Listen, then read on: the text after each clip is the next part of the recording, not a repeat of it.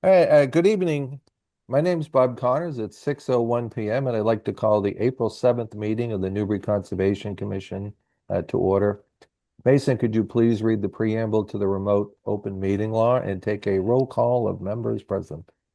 As a preliminary matter, this is Mason Ferret, Conservation Agent of the Newbury Conservation Commission.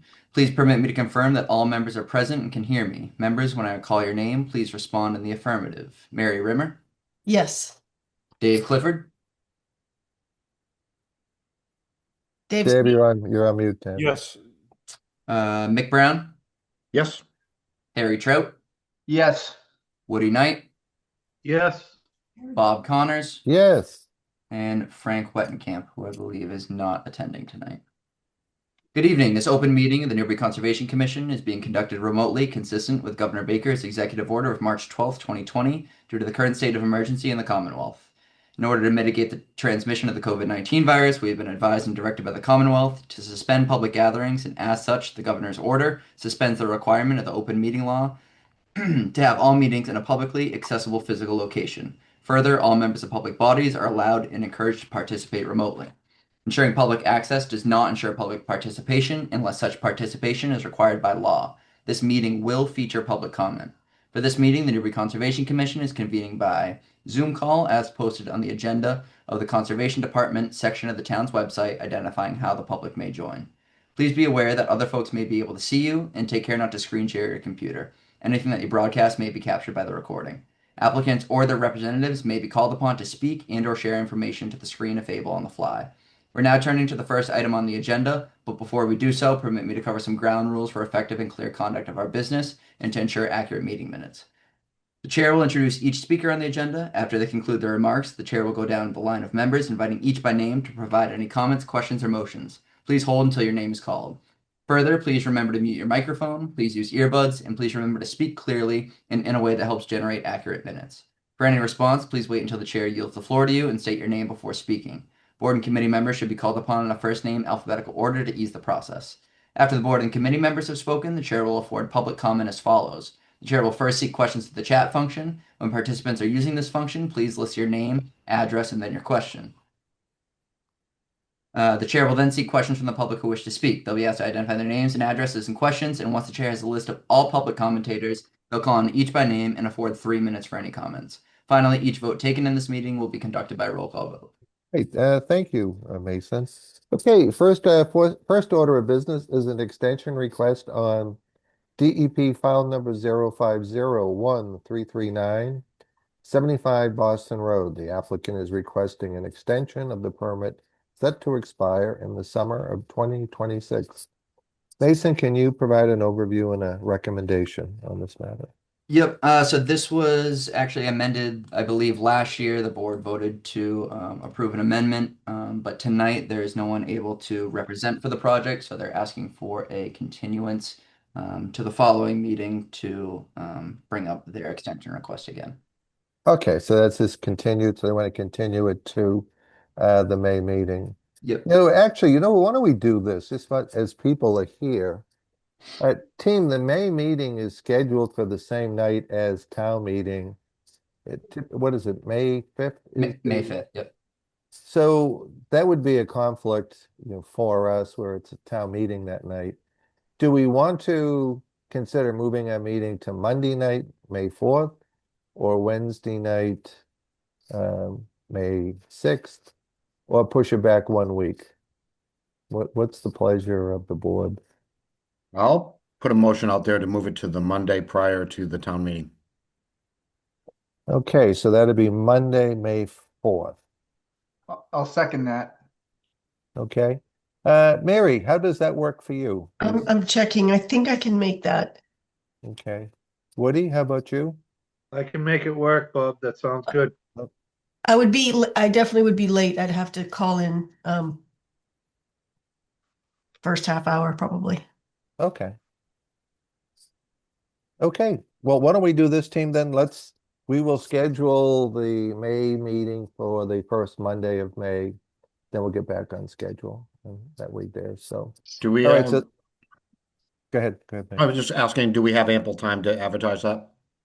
Yeah, it's 48 hours. Okay, oh, okay. Yeah, All yeah, right. it just, Yep. but I want to, in fairness to applicants and people that are on the call, give them a little bit of a heads up. Hmm. Okay, so this matter wants to be continued to May 4th meeting. Doesn't require an actual motion. Okay, the next order of business is an amendment request. This is a public, basically this back is a public hearing. DEP file number 0501459, 291 High Road. The applicant is submitting a request to amend the current approved permit with the intention to incorporate a float reconfiguration zone and amend the conditions of approval. Mason, can you provide an overview on this one? Yep. So this was approved at one of our previous meetings. We had gone over everything with stormwater maintenance and then the marina expansion as well. They're coming back to amend some of the conditions as a part of the existing permit. One of them being the notification to reach out to the agent prior to the start of work. I believe they want to shorten some of those notification requirements, as well as amend some of the DMF comments that were provided in the initial review. So from there, I can hand it off to Tom Hughes, who is representing the applicant on this Yeah. project. Good evening, Tom. Just identify yourself and your position on this project. Yeah, sure. Tom Hughes with Hughes Environmental Consulting. Um, I'm here on behalf of Joel Ouellette and who's the owner of the property. Um, as you may recall, the commission had the final hearing on this matter tonight where I was otherwise engaged, and by the time I was able to log into your meeting was over and this had already gone through. Um, and since then, though, we started the process with the Army Corps. We got some feedback from the Corps. So what we filed is an amendment that does two different things. One is it draws a line, which is basically an area that's considered a float reconfiguration zone. So within that zone, the idea would be we'd be able to reconfigure the floats, not increase their size, not change the number of anchors, just move things from one spot to another, which the Corps recommended because we're doing a 10A with the harbor master, and that way, if on an annual license with the harbor master, whether it comes from the applicant or the harbor master, there's a decision to adjust floats to either improve navigation or make something work better. It makes it easier with the Corps permitting, and it can also make it easier with the order of conditions permitting. So what we did is we've given you an updated plan showing that reconfiguration zone. And in my letter to the commission, I've proposed a condition that would essentially ensure that the the number of anchors doesn't change, the number of floats and size doesn't change, and that all floats will be placed in locations such that they do not ground at mean low or low. And what I put in the condition, this is certainly something we can discuss, but would be that the submission would go into the conservation agent, and the agent would look at it, and if it very clearly met those standards, they could sign off on it, or if there was any question, or if for any reason they felt that it needed a commission review and approval, they could sort of bump it to the commission. So that's and that's not out of the ordinary for a marina float area to be in what's determined to be a reconfiguration zone. The other thing was, and then I also said, upon review, that they basically could require approval from the Conservation Commission prior to implementation, and then any increase in float or anchor size or quantity shall require review and approval of the commission in the form the commission determines appropriate. So in the event they did want to change the number of floats, change the anchoring, they come back to you and you basically say, that's enough of an impact, it's a new notice, that's enough of an impact. It's a, an amendment or however you see fit. If there's any change to the actual numbers of impact. The other thing is we did clarify in the plan, just the Corps asked for a little more definition of repaving for the boat ramp, and that's because the original permit for the boat ramp was one of 35 feet wide, and the original paved boat ramp was 35 feet wide. Over the years, the owners let that narrow up a little bit, and after they did work on the bridge, sediment accumulated over a portion of it, and that now has salt marsh on it. And they just wanted to be clear that we weren't intending on touching that salt marsh, and we're not. And so we've clarified that the area of repaving is the current used boat ramp, which is 20 feet wide, and we're not encroaching it. So we've clarified that on the plan. So then the other thing is on the marine fisheries letter, which is a series of recommendations, and the applicant made changes to the plans in response to some of those recommendations. The commission voted to incorporate the letter as a condition, but it's not really written as a condition, and that condition doesn't recognize some of the changes that we did make, and it also puts us in a position where the use of the word float stops is something that a float stop is technically put on a pile, and we can't install a pile on the Parker River because it's part of the ACEC, and that would require a full Chapter 91 license, which we couldn't obtain. So we need some changes to that. The plan changes we had made is we took a row of floats that was over the shallowest area and we pushed it out so that we could ensure that all of the floats remain floating at a mean lower low. And based on the owner's experience with the other floats, which are actually go in the water every year, licensed and all that, those are actually, a few of them are in shallower water and they don't bottom out as is. So we're confident they won't bottom out. We did agree to put on the attachments that would be necessary to put legs or skids on the floats in the future if sediment conditions changed. But what we would like would be to change the marine fisheries letters incorporation into the order to break out their comments into individual conditions. So, because the way it's done now, if you read their letter and you try to apply it as a condition, their letter is really a recommendation. So it kind of doesn't really hit the spot, so to speak. And what I've proposed is they had a concern about barge. So what I suggest is an actual condition that says no barge is to be used for installation without first submitting a plan for operating the barge so that it does not ground for review and approval by the agent. The marine fisheries recommended that if a barge is used, a plan be submitted for that purpose. So I just wanted to make that an explicit condition rather than just a recommendation in a letter that's cross-referenced.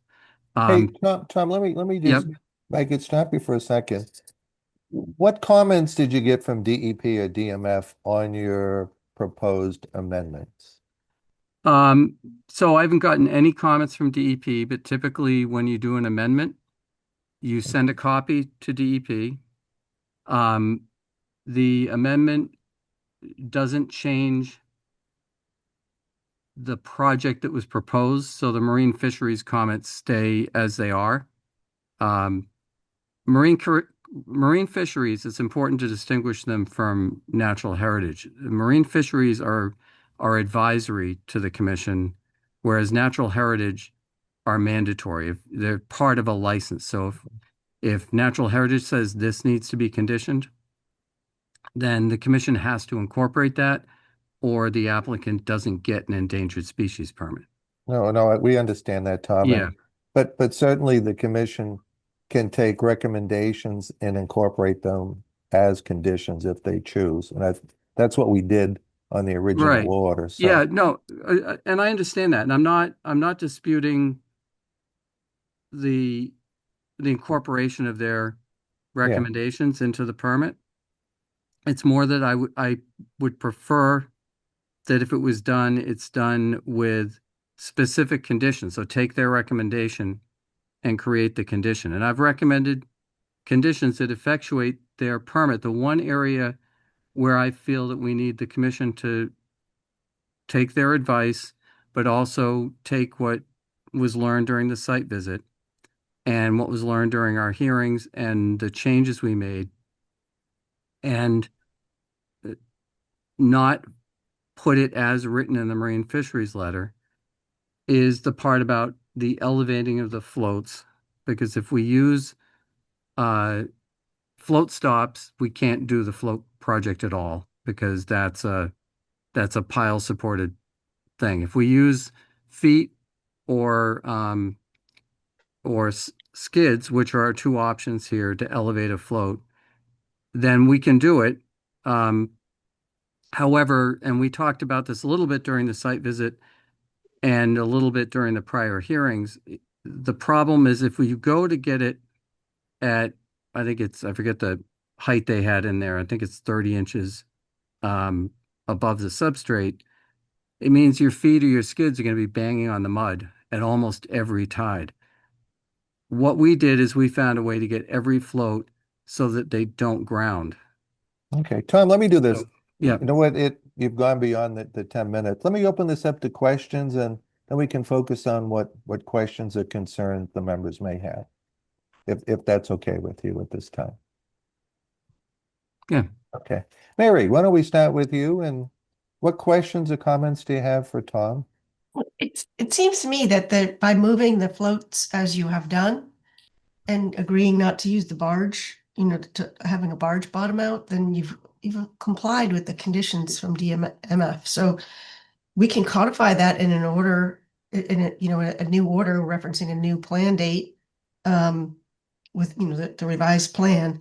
But I don't see anything that, it seems like the plan that you're proposing complies with the DMF letter. The DMF letter said if the floats bottom out, then you need to do such and such.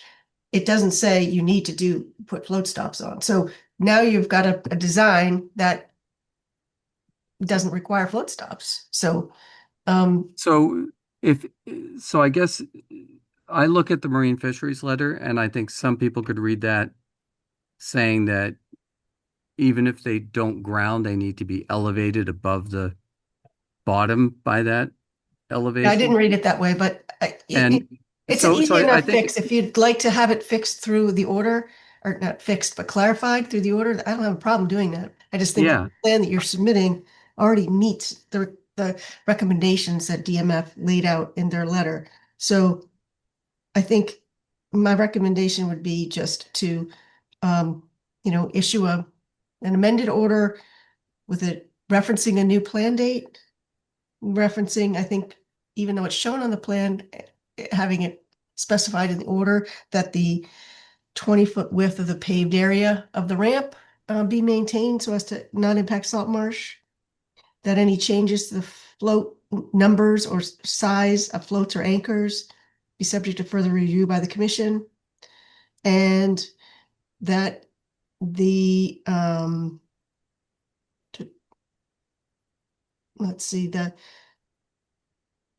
that there be no barge used for installation, or if a barge is used, that it not be allowed to bottom out at low tide. Does that satisfy, Tom? Yeah, I mean, I think that's essentially what I was getting at with the things I put in there. And there are some other concerns they had, and we addressed them with. So if you were to look at the second page of my letter, number 2, there's some conditions there that are almost identical to what you just said. And maybe if you could put a finding that the adjustments to the Meet or plan. exceed the recommendations of the DMF. So what if we just made a notation? I'll do the amendment, Tom. As Mary states, reference the revised plan, and then just add the finding that the revised plan meets or exceeds the recommendations of the DMF letter dated XYZ date. Wouldn't that I mean, be yeah, I mean, I similar? think, yeah, I mean, I think if the commission essentially puts their opinion that it that we've addressed to your satisfaction the marine fisheries recommendations. I do think that there's a utility if the commission so desires, but it's fine with the applicant if you don't include them. But conditions 2A, B, C do include some protections and provisions that they asked for about, having a spill kit on site in case there's a spill. And we're fine with those conditions if you want them. If not, that's fine. Again, I wrote those trying to be helpful in working the marine fisheries recommendations into the order in a more direct way for Okay. those things that we had not addressed through our plan change. Okay, Mary, anything else? I'm gonna just go through and I'll circle back if you come up with No, anything. but I assume there's a spill kit on site or has to be for other reasons as well. So is that correct, Joel?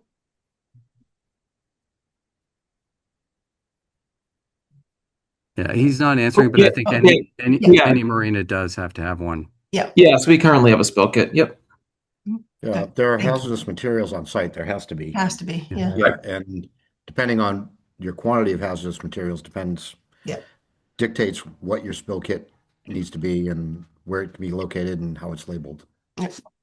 So I don't have a strong opinion whether we, do it the way Tom's describing and just use the language of his letter, or we just reference the plan and saying, Yeah, I think the referencing the plan and then just do a finding.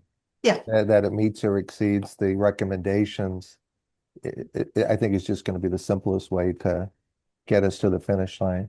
Mary, but I agree that if there's if there's any changes, there would be an opportunity to say that in the order that any changes, if we don't already say that in the existing order, that any changes are in terms of size and number of floats come back to us.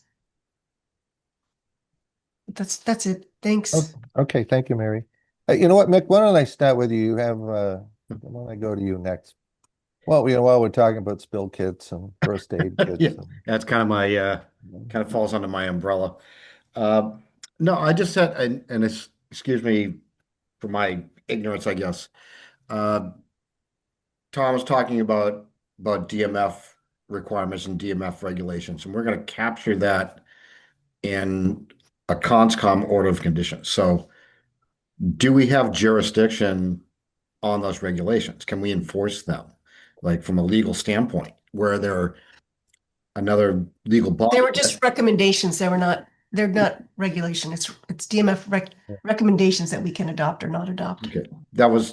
Thanks, Mary. That was my one concern, that we're going to put things in here that are based on DMF regulations, and we're going to be basically charged with enforcing them if we put them in our OOC. So that was my one concern, just kind of a legal thing there, where it's not really a CONSCOM regulation, but more a DMF regulation, and we're going to be charged with enforcing that. Anything else, Mick?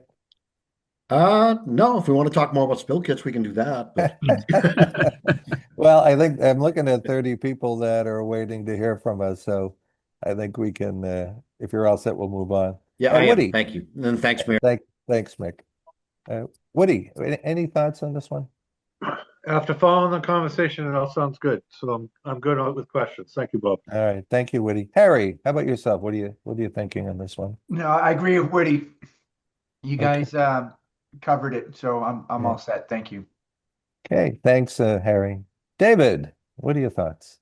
I have no questions. I did the site walk with some of the teams, so I'm fine with the recommendation. Okay, so Mary, I'm going to go back to you. So Tom, what is the simplest way? I'm trying to minimize the amount of work that Mason has to do. Is he's got to plant bushes down at the dam, so we want to free up his time. Mr. Chairman, to minimize that, since I've basically written conditions that I think work, and I've heard what you've said, is how about if I take a stab at making the amendment, send it off to Mason, then you guys can review it, and what I'll do is I'll just cut and paste the conditions, even the spill kit thing. It doesn't hurt. Spill kit's on site. It just, make sure that's there. Put it in the thing, send it off to Mason. He can circulate it to you guys, and you can make whatever edits. Let me ask you a question. Is everything that you want in your letter, or what's the date of your letter? Yeah, everything is in the letter. What I did is I synthesized a couple earlier communications into one letter, which made life hopefully easier for you guys on March 27th. Okay, so 3/27. So, Mary, couldn't we just reference the revised plan in the letter of March 27th and incorporate that into the amendment? Yes, I suppose so. I don't see the letter in the Dropbox, so I'm not sure. I don't see it here. I see final OOC draft special conditions. Would you like me to share it very I think quickly? it's Well, you know, under you know, amendment you know request. what, Tom, if it isn't in the Dropbox, why don't we do this? You were gonna take a stab at this, and you want to just come back at our next meeting and wrap this up? Is that okay, or what do you? Well, we'd like to. What's your time constraints in getting going? I think it may and be in the Dropbox if this is the one that you're referring to, Tom. Okay, it's March 27th. Okay. yes. So if you take a look, the second page is really the one with the DMF stuff. So I've got the conditions already written. It's literally cut and paste, minor tweaks to make it do almost exactly what Mary had said earlier, and then it's done. And I'm happy to, work on the finding with Mason. Well, what I want to do is that we can wrap this up now, Tom. So, I mean, basically, you're looking for under paragraph 2, A, B, C, D to be incorporated into the order, the amendment. Yeah. Okay. Okay, I would just say we incorporate the whole letter. I mean, it's self-explanatory, but that would be my thought. So I'm gonna make a suggestion. I think if we want to reference the revised plan in the letter of this date as the basis for the amendment, I think that just adds clarity to what we're trying to do without muddying up what we've already done. Mary, So moved. okay, do we have a second? Second. I'm sorry, Okay. Mr. Chairman. No, hang on one second. Oh, Hang boy. on one second. Okay, so let's stop there. Are there any other questions from the members before we open for raised hands to the public? Jeff, how are you tonight? Good, thank you. Jeff Roloffs. I actually also represent the applicant here. So, but I just was, it looked like you were going to a motion without opening this hearing up to the public. So I just wanted to suggest that you do that. So I jumped we're good. down. Yeah. Yeah. Okay, Jeff, do you have any other guidance other than that we wanted to say hi? No, it sounds like you're moving in the right direction here. Okay. Thank you. Okay. Are there any raised hands from the public at this time that would like to comment on this matter? Seeing none. Okay. All right. Do any members have requests for a site visit? Any additional information regarding this amendment or additional content to this amended notice? Nope. No. Okay. I do not. Hearing none, I will entertain a motion to close the public hearing. So moved. Second. Okay, roll call. All in favor? Mary, Yes. Woody, Yes. Mick, Aye. Harry, Yes. Frank. Oh, Frank's not here. David, Yes. and Bob Connors votes chair. Okay, well, I think we've kind of we've discussed what the content of the amendment's going to be. So I will entertain a motion to amend the order of conditions for 291 High Road with the following provisions: reference to the revised plan and the letter dated to the commission of March 27th, 2026 to be incorporated in the amendment. So moved. So moved. Second. All right. Anything else we want to add at this during discussion? Okay. Okay, roll call. All in favor. Mary, Yes. Woody, Yes. Mick, Aye. Harry, Yes. David, Yes. and Bob Connors vote yes. Okay, thank you, Tom. Jeff, Yeah, good to thank see you. you. Joel, good luck. Thank All you. right, all. care. next matter is a certificate of compliance, DEP file number 050-657. The applicant is looking to close out an expired order of conditions for an undeveloped lot off of High Road. Mason, can you provide an overview and a recommendation on this matter? Yep. So for those of you who are familiar, this lot is owned by Catherine O'Brien. It is across the street from the Tender Crop Farm. There was an old order of conditions that they are looking to close out as the ownership of this lot is planning to change. They're selling the lot. Based on the recorded order of conditions, this was an order that was put into place to it sounds like it was to remediate an old enforcement order at some point. If you look at the order of conditions, which I can pull up here, it references that DEP had pretty much signed off on the work that was done. So like I said, from the sounds of it, it was some remediation work that was being done for an old enforcement order. I believe the previous owner had told me that it was some trail work that was done in the wetland area for some horses that they had.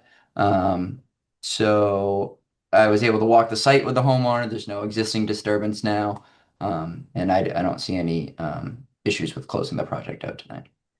Okay, thank you, Mason. Questions? Mary, any questions on this one? No, it looks like it's a 20-year-old order, so it needs to be closed out one way or another. So this is Okay. fine. Thank you. Woody, any questions on this matter? No questions, Bob. Thanks. Okay, Mick, how about you? Any questions? No questions, Bob. Thank you. Harry, any questions? No questions. Thanks, Bob. Thank you, Harry. David, how about yourself? Any No, questions? sir. No questions. And I have no questions. Are there any raised hands from the public at this time? Seeing none. Okay, do any members have a request for a site visit or additional information at this time? No. I do Okay, not.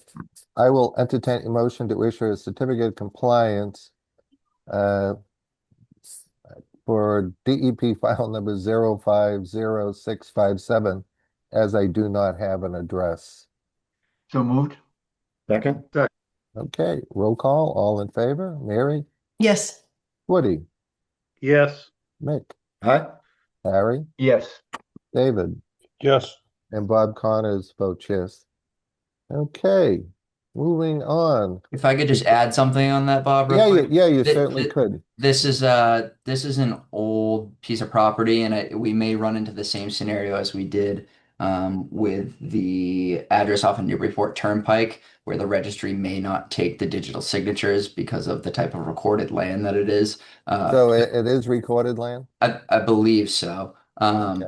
So Why don't you we have run into verify this that? before, but we may just need some wet signatures from people. I'm gonna try and get off the electronic signatures to see if they can record, but if not, I'll keep everyone in the loop to see if we do need wet signatures. Okay, great, thank you for the heads Yeah. up. Yep. Let us know, Mason. Yep. Okay, the next matter is a determination of applicability. 41 Northern Boulevard, applicant is submitting an RDA for the Did enclosure. we of skip an one, Bob? There's one COC on there as well, but that's actually going to be on our next agenda. The 050-1400? Yep, yeah. So they're not going to be ready until probably the May meeting. Okay, thank you. Oh, Yep. okay, actually, you know what? I did skip that one. Okay, none of these have addresses, Mason. They just has the file number. So the one Okay. previous to this, that was just because of I'm not sure if it has an Yeah. address. It may just have a parcel number. Okay. This one was just kind of a last minute add-on. But the applicant is they're going to need to get a as-built letter from their engineer, so they're going to be working on that to have Okay. that ready for the May meeting. All But right. that's 6 Courtney Drive for anyone looking at. Okay, just put that on the May 4th, May Yep. 4th agenda if you could. Okay, so back to the next, we all agree, 41 Northern Boulevard is next. Yes. All right, applicant is submitting an RDA for the enclosure of an existing deck and installation of new footings. Mason, can you provide an overview and a recommendation on this matter? Yep. So this had started based on the deck failing. It was hazardous and dangerous in some areas. This was provided to us. Let me share my screen as an updated drawing. So they're looking to replace this back deck. This section here is pretty much going to be in entirety. It's in pretty rough shape right now, so that's going to need to be completely removed and then replaced. And then the covered porch is what's being proposed for renewal enclosure and then replacing footings as needed. So they identify 24 12-inch footings here.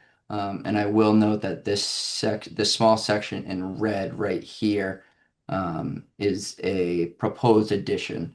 So I think the applicant wanted to get some feedback from the board tonight because we originally looked at this notation with the proposed 6-foot extension, thinking it was going to be a 6-foot extension this way, which it is not. So I think the applicant is looking to just kind of extend to become flush with this side of the house. And I believe that is it at this point. So there's no expansion of the footprint except for that 6-foot expansion on the upper right-hand corner. Correct. And I'll let the applicant speak for themselves, but I think that, if the board's not open to that, then they're willing to keep everything within the same footprint and just kind of repair into place. And what are they proposing for footings? Because obviously 12-inch sonotube won't make a cut for DEP. Yeah, I think they're proposing helical. I think what's out there now is the 24 12-inch concrete sonotubes. Okay, why don't we, is the applicant, if they wanted to speak, could they give us their name, address? Hi, Roger. John Fischera, 41 Northern Boulevard. Welcome, John. Why don't you Hi. give us, what are you trying to do, my friend? And So we are not enclosing the porch anymore. This is just for the deck and the footings for the deck. okay, so just on the, I'm going to call it the rear of the property is Yep. what you're working on. Yep. And what's your plan on you for support? Are you looking at helical piles, diamond Yes. piers? Yes. Okay. And Mason, what is the actual expansion square footage on the deck? The length is 6 feet, and when I was on site today, I think it's probably about 3 feet wide. This section right here. Okay, yeah. That's pretty 20 square feet or less. Yeah, it's between 20 and 25 square feet. Okay. All right, well, why don't I do this? Let me open this up to questions from the members. Mary, questions for John on his request? Mason, can you load up the plan, the actual plan view of Yep. this?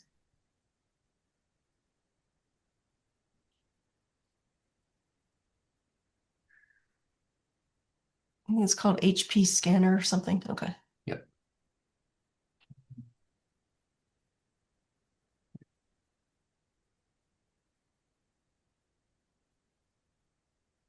I don't know. Oh, here it is. So, just replacing the back deck and then making it line up with the covered porch, end of the covered porch. Is that what they're trying to do?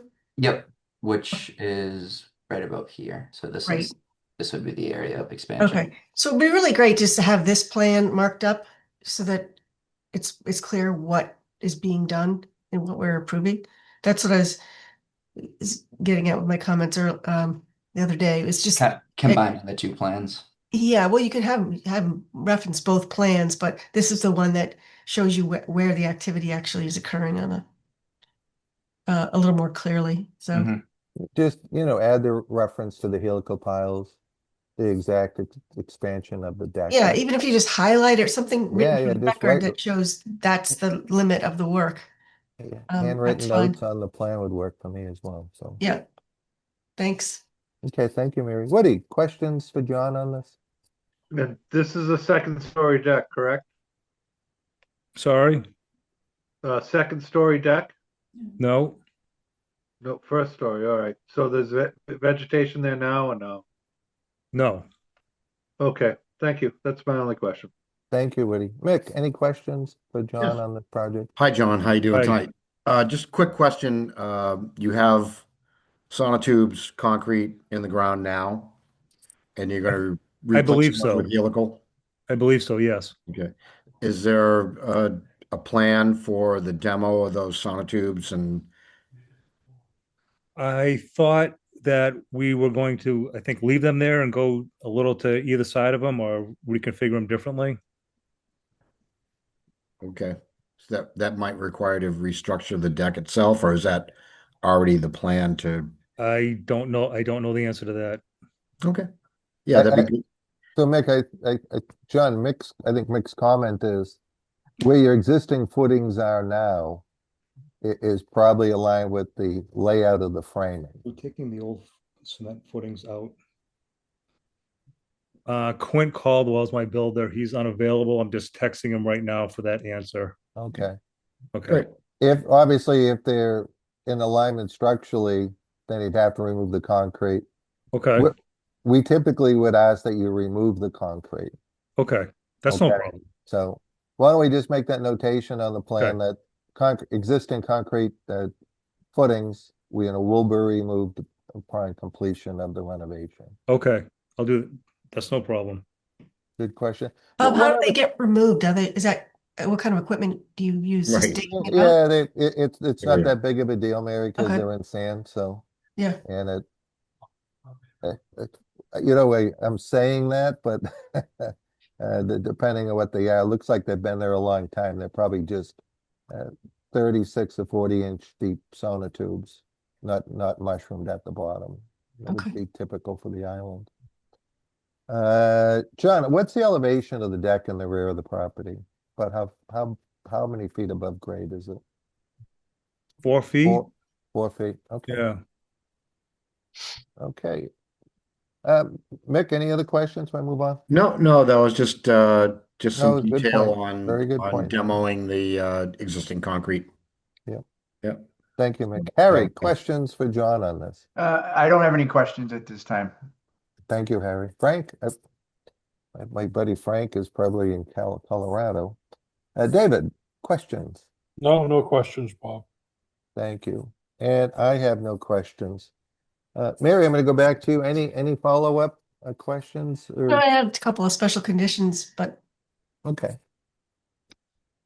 You know what, Mary, why don't we go over them right now, then that way we just that any disturbed area. I think it's standard for our RDAs out there for this kind of project, but just that any areas of native vegetation that are disturbed as a result of the construction be restored, and that the applicant provide some pre-construction photos so that we can compare with afterwards, if unless Mason is there and he can take a picture before the work is done. Yeah, I was actually out there today with John, and I got some pictures, so I You can have have some those. already. All Yeah, right, I we can don't have need those that. added to the file. Okay. Okay. Yep. Yeah, Mason, you know the basically, a kind of a boilerplate on these to. Yep. Yeah, any vegetation that's disturbed be removed or replaced in kind, and then I can add the photos to the file, and we can have some for project completion as well. Okay. All right. Are there any raised hands from the public at this time that wanted to comment on this request? Not seeing any. Okay. Do any members have a request for a site visit or additional information at this time? I do not. Okay. I will entertain a motion to issue a negative finding on 41 Northern Boulevard with the plan and notations that we have discussed, just identifying the limit of work, the number and type of footings, and the removal of the existing concrete sonotube. So moved. Second. Okay. Anything else? You get the rest of it, Mason. Yep. Okay, roll call vote. All in favor? Mary? Yes. Woody? Yes. Mick? Hi. Harry? Yes. David? Yes. And Bob Connors. Okay, good luck, John. Thank you. Thank you. Okay, next matter is a request for determination of applicability 88 Northern Boulevard. Applicant is submitting an RDA for expansion of an existing deck system with proposed mitigation planting. Mason, can you provide an overview and a recommendation on this matter? Yep. So this is the extension of a deck. It's approximately 160 square feet at the backside of 88 Northern Boulevard. There's a set of stairs where they are planning to extend the deck, and they're going to be using 2 new diamond pier footings. Deck structure will be out of pressure treated wood, and I had them come in for an RDA. I believe I used I think it was 349th Street as a kind of an example for them. So they followed that RDA in that process, and were able to provide us with this plan, which I can share now. Oh, great.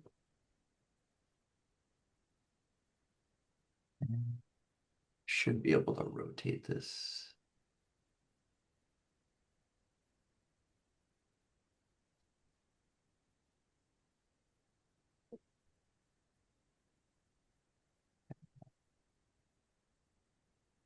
Okay, so this is Prospect Lane. Oh, Property Lane. I'm looking at Prospect Lane thinking, my God, I don't know that street. Property Lane. Where is the orientation to Northern Boulevard on the? I can pull up an aerial to give. Oh, the applicant. If the applicant's available, they could probably. Yes, I believe they're here. Okay. Put that plan back up if you would, Mason, I think. Yep. Okay, if the applicant is present, if you could give us your name, your address, and make your presentation. You Hi, may be- Juan Mercado. Yeah, we're just trying to, so there's a set of stairs there now that lead to the sand. And they're just trying to eliminate the stairs and just extend the deck to the end of where the stairs are now. Okay. Now, looking at this plan, is Northern Boulevard on the right-hand side of the plan?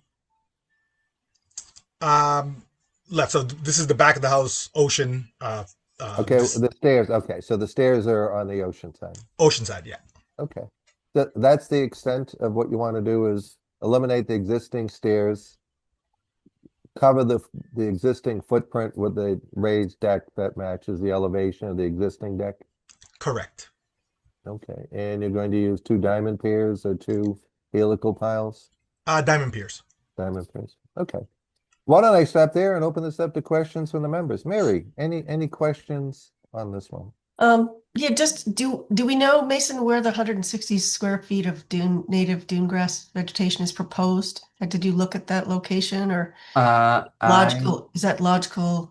How do we know where that is on the I site? have some, oh, excuse me. I have some aerials that I can show. Let me pull that up.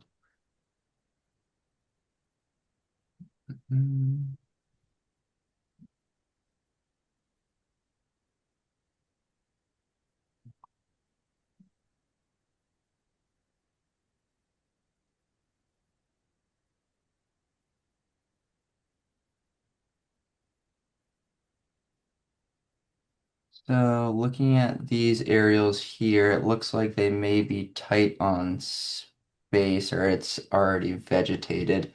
But we may have some room in these areas here along what looks like an existing walkway, or some space in here as well. What's the elevation of the deck that they're going to match, Mason? At about 4.5 feet. Okay. I can show some photos too if that helps at all. I would just say that, as a special condition that they identify where this 160 square feet is going to be located and stake it out on the ground so that you have a chance to see it. Yep. Before they start construction. Well, I think it sounds good. Okay, Mary, anything else at this time? Nope. Okay, thank you, Mary. Woody, any comments on this request? The removal of the stairs and the deck replacement's fine. There's still stairs going to the beach, correct?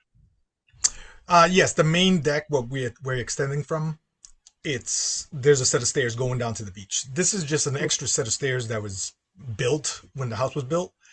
That's just not used. Okay, thank you for the clarification. I was a little confused how they were going to get to the beach. Yeah, Thank no you. problem.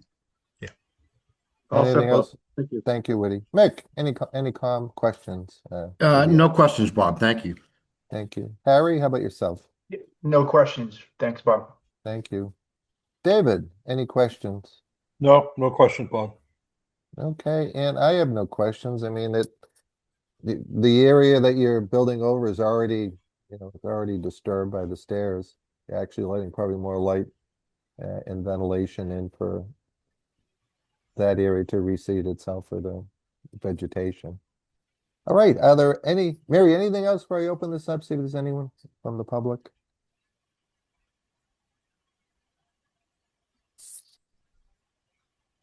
Okay, are there any raised hands from the public at this time, Mason? Seeing none, I'll make sure to include Mary's comment about the staking out the planting area as a condition on the RDA. Okay, do any members have a request for a site visit or additional information at this time? Mary, are you all set on this one? Any Yes. further comment? No. Okay. Also, thank you. Thank you, Mary. All right, hearing no request for additional information or a site visit, I will entertain a motion to issue a negative finding on 88 Northern Boulevard with the notations discussed to be placed on the plan. So moved. Second. Okay, roll call, all in favor? Mary? Yes. Woody? Yes. Mick? Aye. Harry? Yes. David? Yes. And Bob Connors votes yes. Thank you. Thank you. All right. Next matter is another request for determination of applicability, 34 Central Street. So we should take notice that there is an order of conditions pending before us. This is an additional request for an RDA. The applicant is submitting an RDA to raise the single-family dwelling, chicken coops, animal pens, barns, removal of trailers, and overhead electrical lines within the 100-foot buffer zone. Heidi, good evening. Could you provide us with an overview on this and a recommendation if you should have one? I believe, sorry, Heidi's here. She could speak. Yeah. Good evening, Heidi Gaffney for the record with Northwoods Environmental, consultant for the commission. So as you stated, there's a notice of intent before the commission, but this request for determination was submitted to remove the, I don't know if you want me to screen share for everybody. They've had pictures of what's being removed. It might be informative to all of us. Let's see. Should be all set to share now, Heidi. Okay.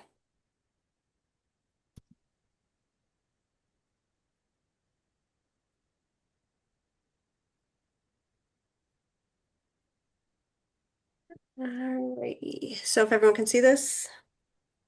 Yes. Thanks. So the site has a significant, single family home, a significant number of animal pens, enclosures, trailers, a lot of structures and outbuildings and things like that. So they have submitted this RDA to remove all of these items. They're proposing to put basically erosion control silt socks or something equivalent just around the area here. I can try to zoom in. Around the area that they're proposing to remove these items. It is quite close to the wetland, as you can see, for some of these structures, like there's trailers over here that will need to be pulled out. So they're basically asking for permission to go ahead and remove the majority of this is within the buffer zone. The 100-foot buffer zone goes through right here.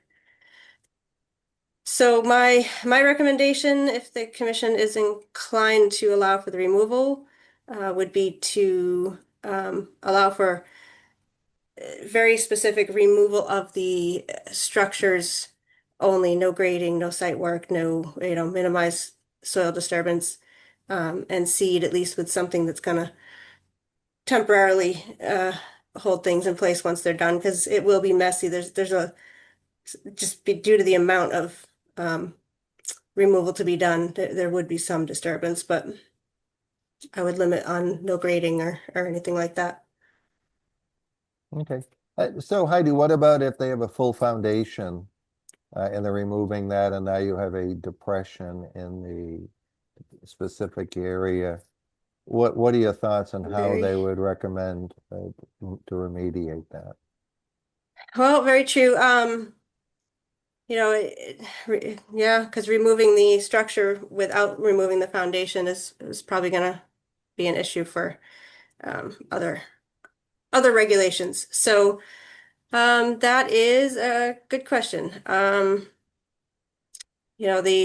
guess the only structure with a foundation is the house right here, which is further from the buffer zone. You know what? I guess I don't know. Maureen Harold will probably have the answer. Yes. If the commission allows us to fill it in, we can fill it in. If that's something that you find is not appropriate during this permitting, we could put like an orange snow fence around it or something, but maybe we could fill it in halfway just so somebody doesn't fall in and break a leg or something. Okay. So Maureen, anything else, Heidi? Do you want to offer anything else? I think I don't want to. No, I hadn't given a lot of thought to the foundation removal piece. And I guess depending on how deep that hole is, that I don't know if snow fence would be acceptable on a demo permit. So that may be something to consider. Okay. Okay, Maureen, good evening. Why don't you just identify yourself and your position on this project, and why don't you present what you're looking to do? Sure. Maureen Harold, Norse Environmental Services. As the commission knows, the planning board had requested that we seek a secondary egress from the project itself, which is great, which is why we're here tonight. But to move the project along, we were just hoping to file the RDA so we can remove these structures off the property. As Heidi mentioned, there's a number of chicken coops and bird pens, and for some of the commission members who have been out there, just a number of structures we'd just like to get off the property in the meantime during the permitting. It seems like it would be an improvement removing all of these. I think so. Ramshackle structures from the buffer. All right, why don't I stop there and open this up to questions from the members? Mary, as I recall, did you do a site visit over there? Yes, I did. Yep. What are your thoughts on this? I think the only question is, what I don't want to have happen is they just remove certain parts of structures and not all the concrete, and then what do we have left for, a hazard to? Yes, because some of this is proposed in areas where there's a roadway it's going to be proposed as part of their order of notice of intent. My question for Heidi was, does the silt fence or the erosion control boundary stay outside of the wetland line the whole way? It looked like it intersected the wetland line a little bit. It does appear to intersect yes. So there is actually some potential for some other direct impact because the way the building is actually going into the wetland itself.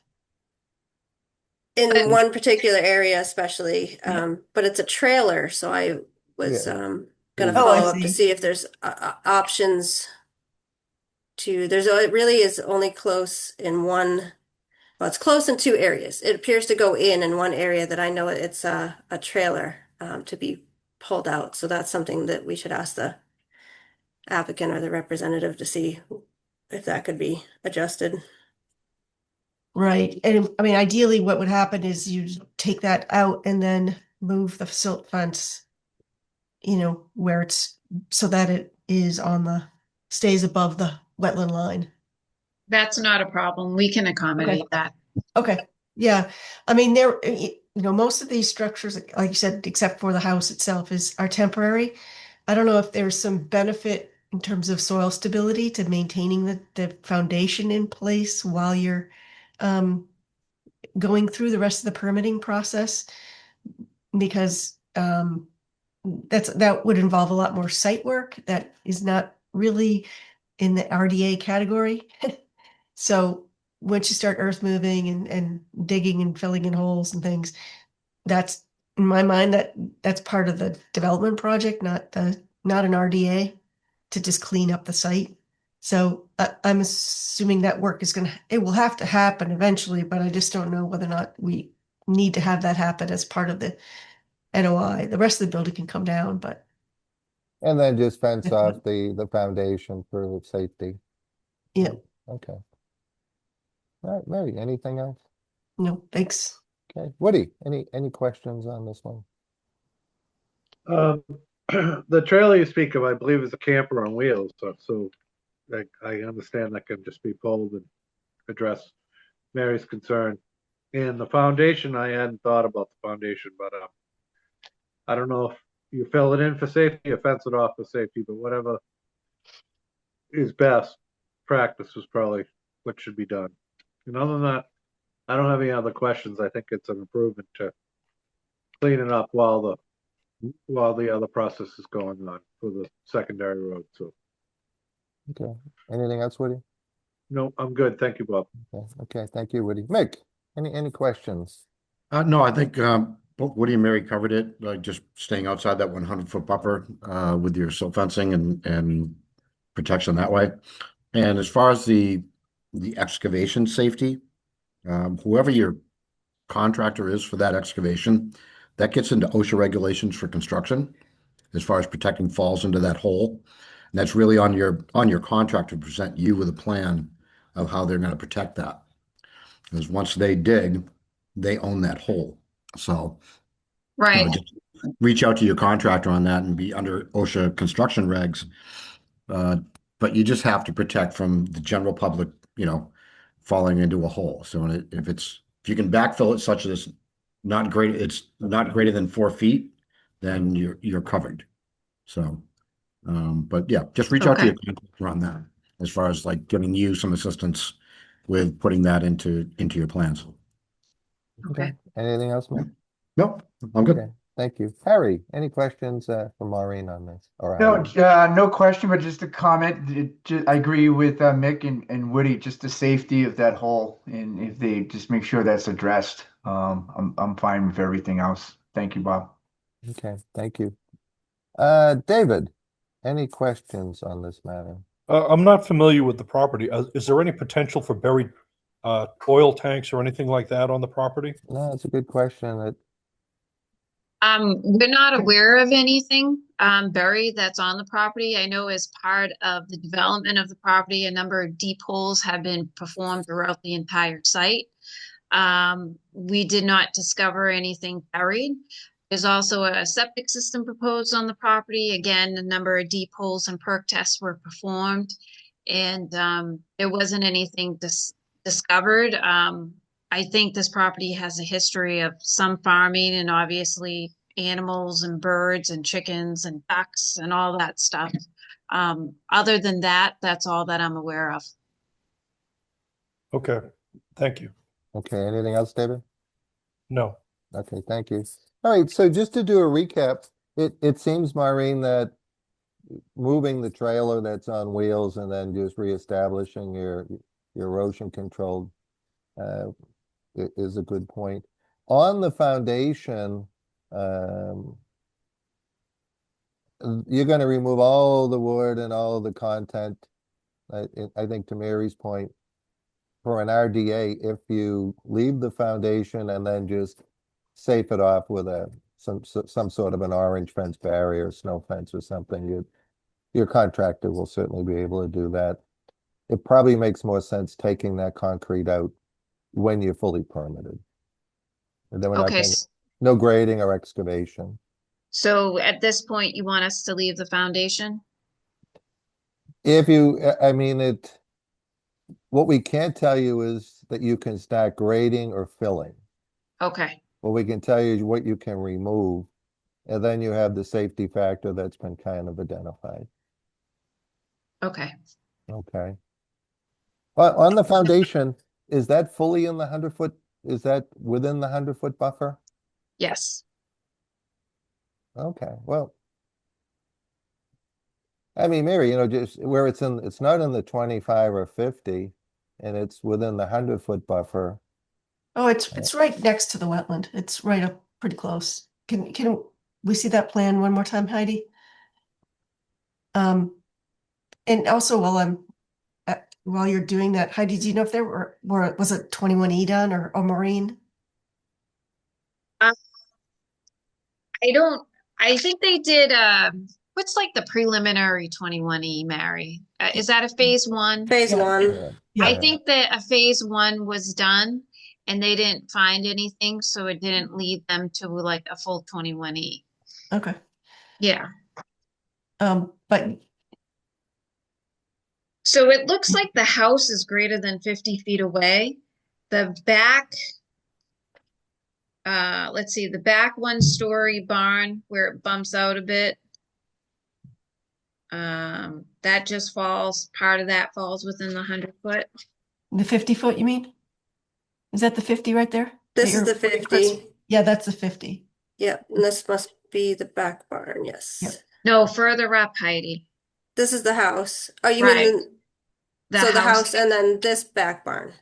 Yeah, so that Okay, part of not- that back not the barn's structure, okay. outside. Yeah, this is the 100-foot here.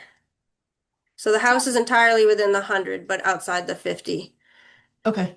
So if the excavation needed to remove the foundation is more than 50 feet away, then there's a higher chance you can stabilize it so that it won't directly impact the wetland.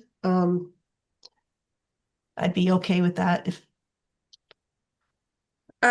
Just as a suggestion, if the commission was going to allow for the foundation to be done, additional erosion control should be installed at the 50 to keep everything out of the 50 if foundation work would be considered, I would suggest.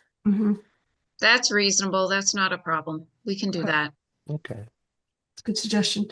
All right, so what we're talking about now is any foundation removal outside the 50-foot buffer with a barrier at the 50-foot buffer can be removed, and grade and fill brought in to match existing grade.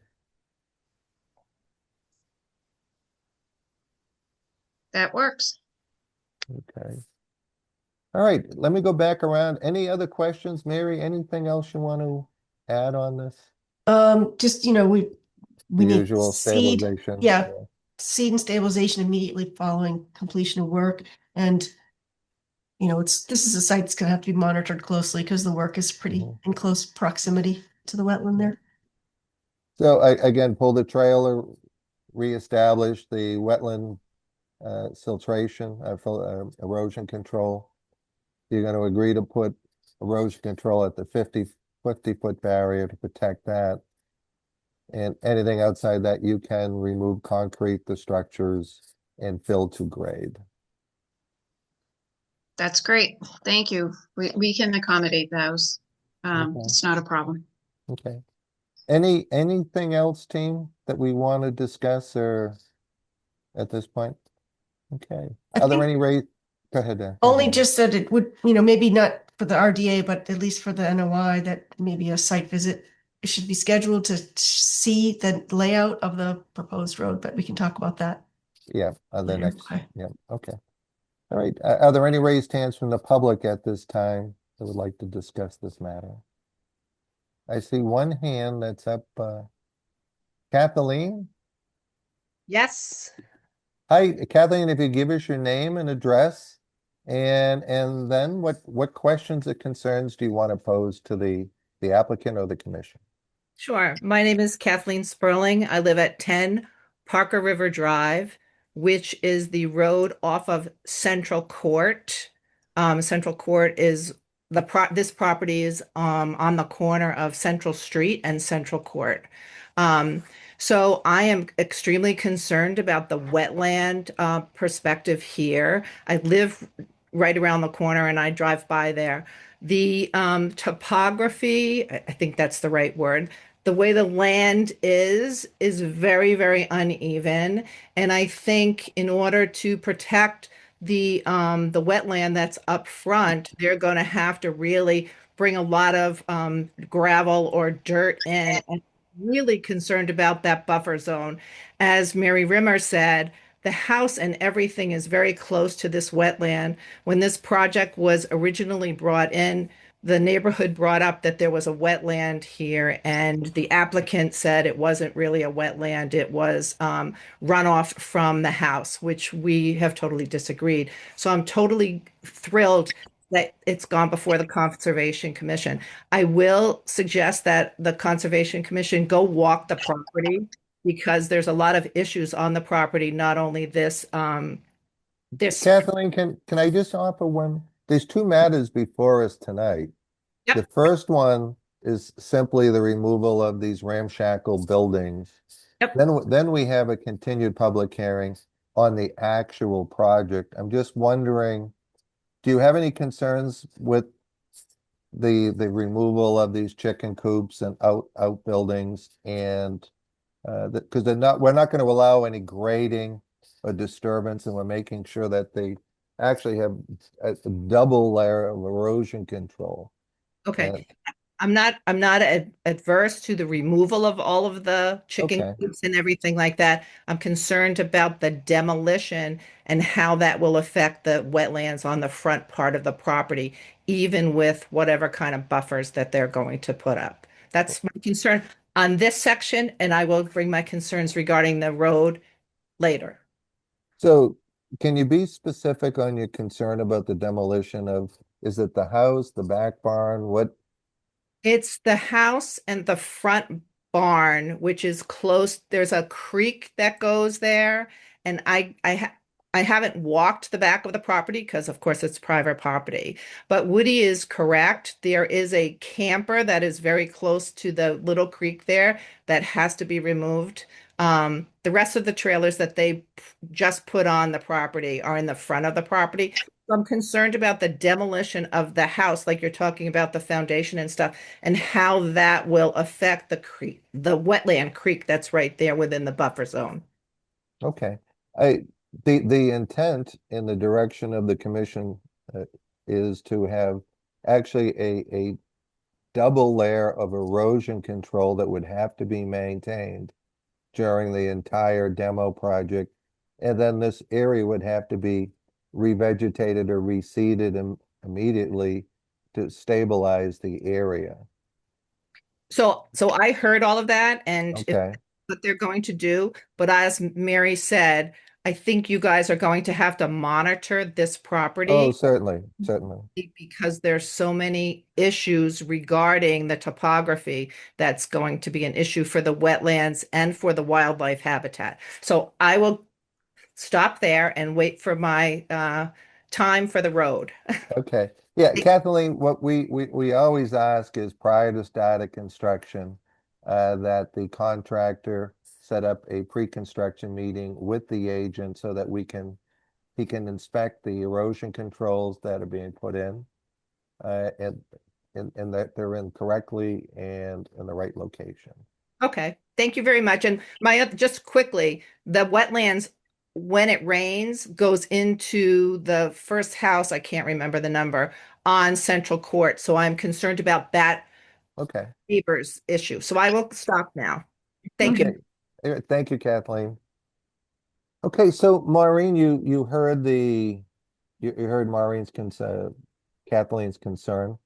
I think we've covered that with the double layer of erosion, and I think that we would require that you have a pre-construction meeting with the agent, to inspect the erosion controls prior to the start of construction or demolition. That's not a problem. We're happy to do that. And just as a side note, everything's going to be taken off site. So it's not something that we're going to tear down and stockpile throughout the site. We really want to clean it up. So. Okay, no, understood. Okay, are there any other questions or, Mick, did you have your hand raised?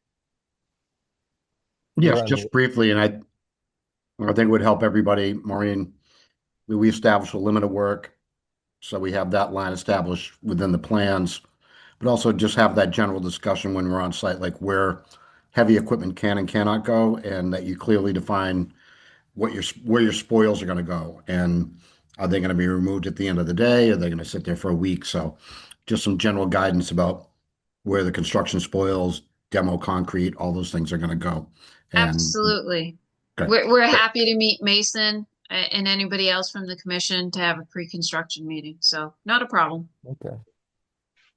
Okay, any other questions? Mary, Woody, Harry, anyone have any other further comments? Heidi, do you have any other comments you'd like to offer? Nope, I have no further comments. Okay, do any members have a request for a site visit or additional information at this time? Okay, hearing none, I will entertain a motion to issue a negative finding for 34 Central Street with the notations that have been mentioned on the erosion control pre-construction. In all honesty, Maureen, it'd be great if the contractor had a plan of demolition. You know, how's he going to do it? Where's he going to haul it? You know, kind of from cradle to grave.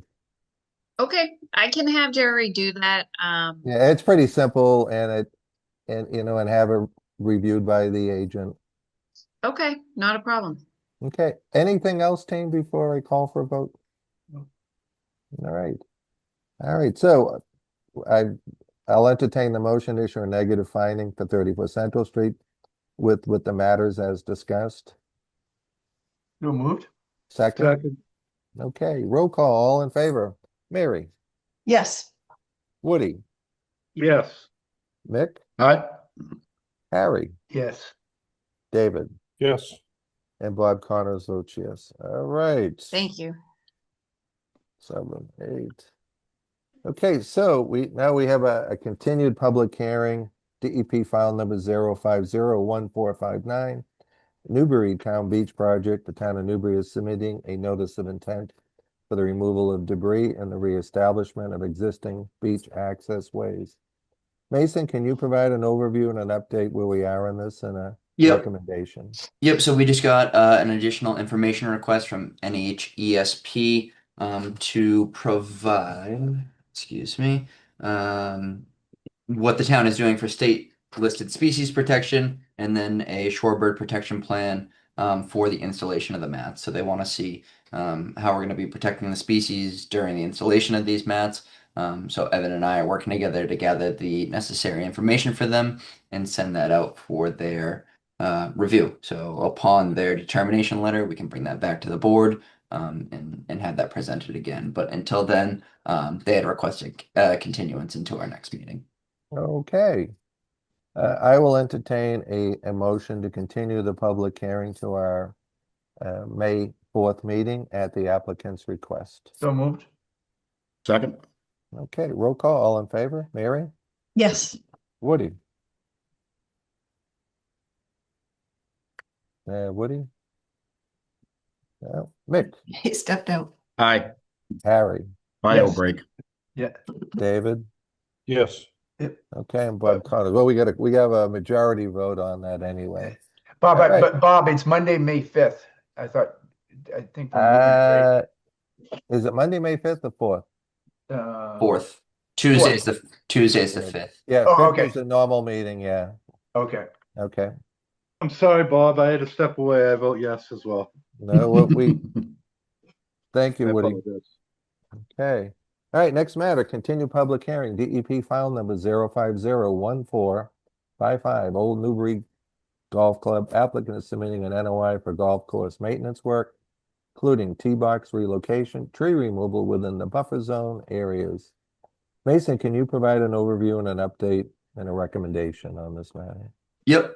So me, the applicant, the head groundskeeper, and then some of the board members were able to do a site walk. I believe it was last week or maybe the week before. Reviewed on-site conditions, looked at what they're proposing for tree removal and tee box location. We had requested that they come back with some updated wetland delineation lines, as they were either incomplete or seemed a little bit off, so we wanted them to adjust those. So as of now, the applicant has requested a continuance to update their wetland line and also figure out kind of their final plan for the tee box relocation. I think everything is set in stone that it's going to be moving away from the wetlands, but I think the configuration of what they're proposing is still up in the air right now. So as they finish that, Sam Colombo is planning on sending over updated plans, and that should be ready for review at the board's May 4th meeting. Okay. I will entertain a motion to continue the public hearing at the applicant's request to our May 4th, 2026 meeting. So moved. Second. Okay, roll call. All in favor. Mary, Yes. Woody, Yes. Mick, Aye. Harry, Yes. David, Yes. and Bob Connors votes yes. All right. Okay, continue public hearing. DEP file number 0501453, 34 Central Street. Applicant is submitting a notice of intent to the construction of an MBTA residential housing development at 34 Central Street. Heidi, can you provide an overview and an update and a recommendation on this matter? So I will start with just an overview. So since the start of the initial filing, I'm sure most everyone is aware that the application has been through planning board. Initial review comments, the initial application was incomplete and also has changed. So re-notification and new notice to legal notice in the newspaper was required. So those items have been completed. I've confirmed abutters were re-notified. There was some signature issues, and the applicant has now purchased the property, so no additional signatures are needed anymore. And it has been brought before the select board, and they have approved work in the proposed roadway and right-of-way, which was an issue because work was proposed on town-owned property, so that required permission. And the septic plan, to my knowledge, has also been approved. So the application is complete now, and so now the review begins. DEP does have some comments, and there's some general comments. A letter was also received from an abutter just today, I believe, with some review comments as well. So that's the brief summary. If we want to let the applicant's representative, I guess, give the full overview of the project and then circle back, that would be great. Okay. Mason, there was also early on in this project either an email or a memo or a letter from an abutter. Do you recall that you had forwarded that to me? It may be in a previous Dropbox. I can pull that up. Okay. All right. Maureen, why don't you give us your presentation? Identify yourself and your position. Sure. Maureen Harold, Norse Environmental Services. I am going to bring in the plan, Mason, if that works. Yep. You should be able to share. If you can't, let me know. Got it. All right. Oh, that's the wrong plan. Here we go. Okay. So as Heidi had mentioned, the abutters have been re-notified. We placed a legal ad in the newspaper. So we requested to amend the notice of intent filing to include in this project a one-way egress. This was suggested by the planning board. We do have a intermittent stream that flows in this direction into this culvert, as well as a bordering vegetated wetland.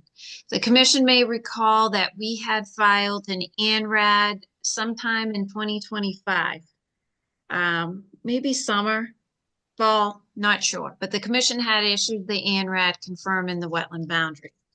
I did extend the wetland flags in this location here.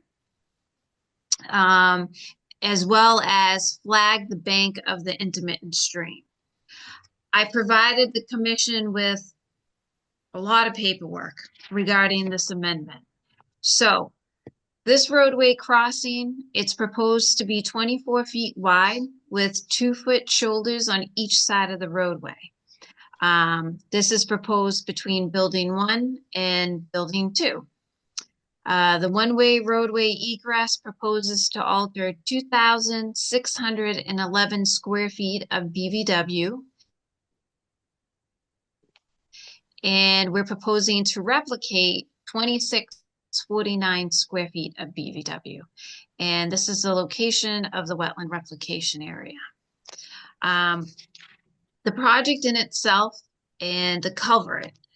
So the roadway crossing proposes a 42-foot long, 12-foot wide, 1-foot high, 3-sided open bottom box culvert. This allows us to meet the stream crossing standards that requires the spanning of the bank by 1.2 times. We are proposing a rather conservative estimate of 84 feet of temporary bank alteration, and that really is just to install the footings for the culvert itself. May not be the total 84 feet. That's the maximum, but I went on the conservative side in terms of the estimate of the proposed temporary bank alteration. I addressed in my paperwork the stream crossing itself, the standards. I can quickly go through them, but essentially the only standard that we do not meet is the openness ratio. And more often than not, I feel like this is a problem with a lot of crossings. So stream crossing standards requires a 0.82 foot openness ratio. And this box culvert provides approximately half that at 0.42 openness ratio. In order to meet the 0.82 openness ratio, we would need to raise the road 1.5 feet. And we don't want to do that because that essentially will result in more impact to the resource areas as well as the buffer zone itself. For those of you who have been to the site, this stream channel is certainly considered a stream under the regulations, but it's essentially a man-made dug ditch. It's not your classic babbling brook that you would see in the woods or any of that nature. The substrate itself, we're going to keep it consistent. We're not proposing on changing the substrate of the stream. We're providing slightly more than 1-to-1 for alteration to replication. I updated the NOI forms. Let's see, I addressed Heidi's review. I have a wetland replication plan that I can bring up to the commission. That's on the last page of the plan set. So let me just go to that quickly. Okay. So this is on the last page of the plan set. It just highlights what we're proposing. I, of course, highlighted the, hold on a minute, I gotta move you guys here. I highlighted, here are the plantings. So the 2,649 square feet of wetland replication, we're proposing native trees, 3 to 4 feet in height, spaced 25 feet on center. I provide a variety of trees that I think are appropriate for the replication area, as well as the shrubs, 3 to 4 feet in height, 15 feet on center. This area for the wetland replication, you know, it should take fairly well, in my opinion. You know, we do have a high water table in this location. So I really don't see it being a problem in terms of the wetland replication area. And I think that's essentially the nuts and bolts of the amendment, and I can open it up to the commission with any questions or concerns. Yeah, Maureen, DEP comments on the amendment. What came in? I've never gotten more comments from DEP. It's amazing. I just saw them real briefly. Heidi, do you have them in front of you by chance? The latest I do. and greatest? Yep, I do. So I can read them for the record if the commission would like. So I did address I guess the second round of comments that DEP had stated. Let me do that first, Heidi, if you're okay with that. Sure. Let me see. Could we post the comments? Oh yeah, let me stop sharing. Yeah, why don't we do that and then That makes sense. So the first set of comments, let's see, had to do with okay, Mass DEP, more information should be provided on the proposed Central Court intersection relocation, grading, seating, edge of pavement. BVW buffer should be indicated in this location. So the plan has been updated to show the BVW buffer.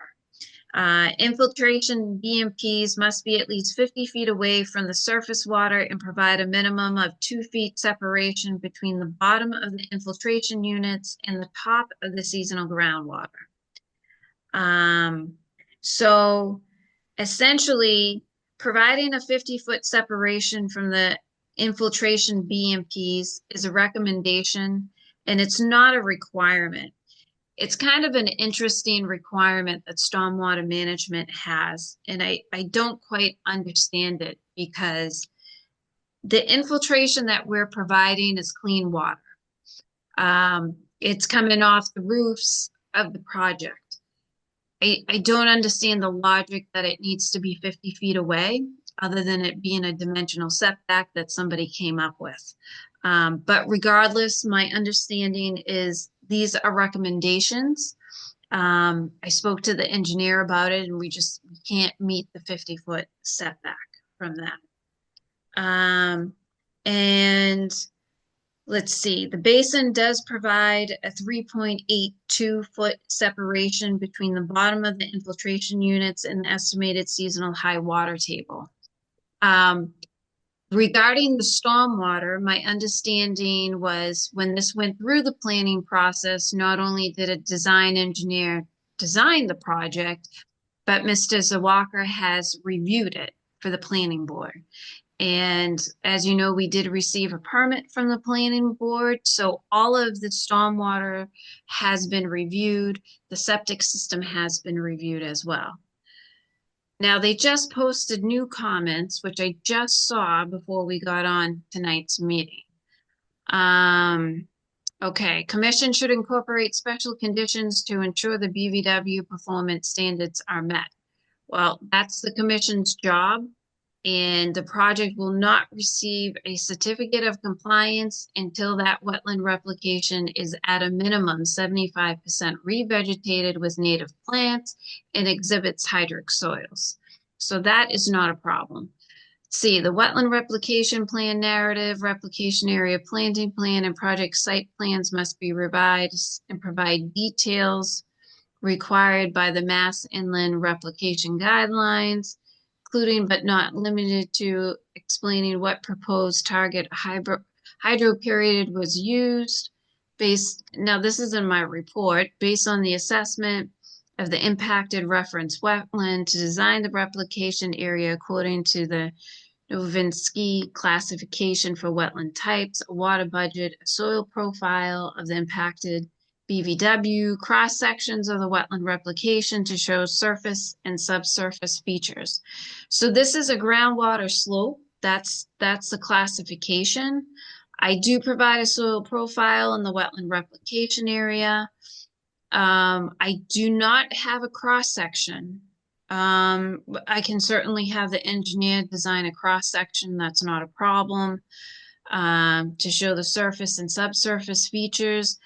But again, I know, Mary, we were out there looking at the wetland line in that location.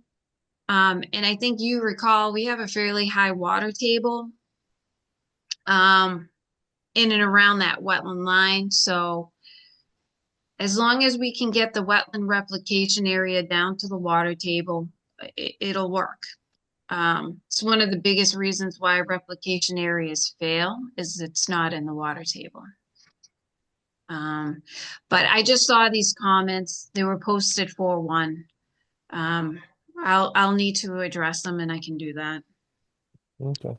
Heidi, do you want to respond to that, or what's your viewpoint on the comments and Maureen's So as analysis? far as the comments go, I mean, I think the comments on the wetland replication, the report was pretty good, but yes, I think there's some more that could be addressed to better address the comments and meet the standards. For the comment about the infiltration BMP being 50 feet away, I know that the project was peer reviewed by an engineer on the planning board side, and my understanding is they handled the review of the stormwater in general as it relates to the Wetlands Protection Act, so under the stormwater regs.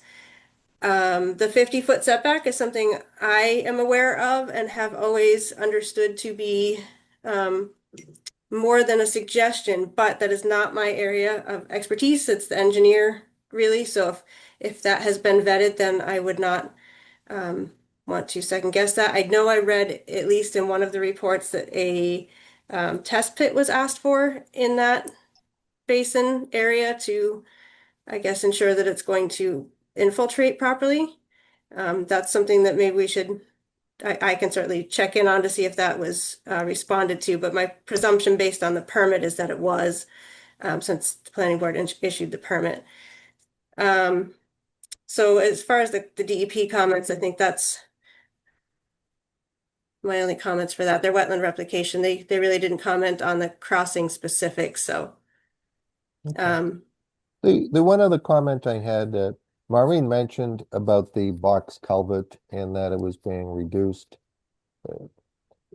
in size. Am I understanding that correctly, Maureen? And do we have a cross-section elevation of what the box culvert was going to look like? We do. And if there's any impact on the reduced size, I mean, I get it, the higher it is, the bigger it is, it may be unnecessary and you get more bang, disturbance, but I guess my concern is there any impact? Is it going to create an impact of flooding or of any sort? Absolutely not. This is a massive box. Oh, it sounds big. It sounds big, but it. And, you know, you got to remember when Massachusetts came out with these stream crossing standards, it was based on perennial streams that carry fish in Western Mass. That was the whole study. Okay. And I agree, if you have a perennial stream with fish, you got to meet these standards to the maximum extent practical.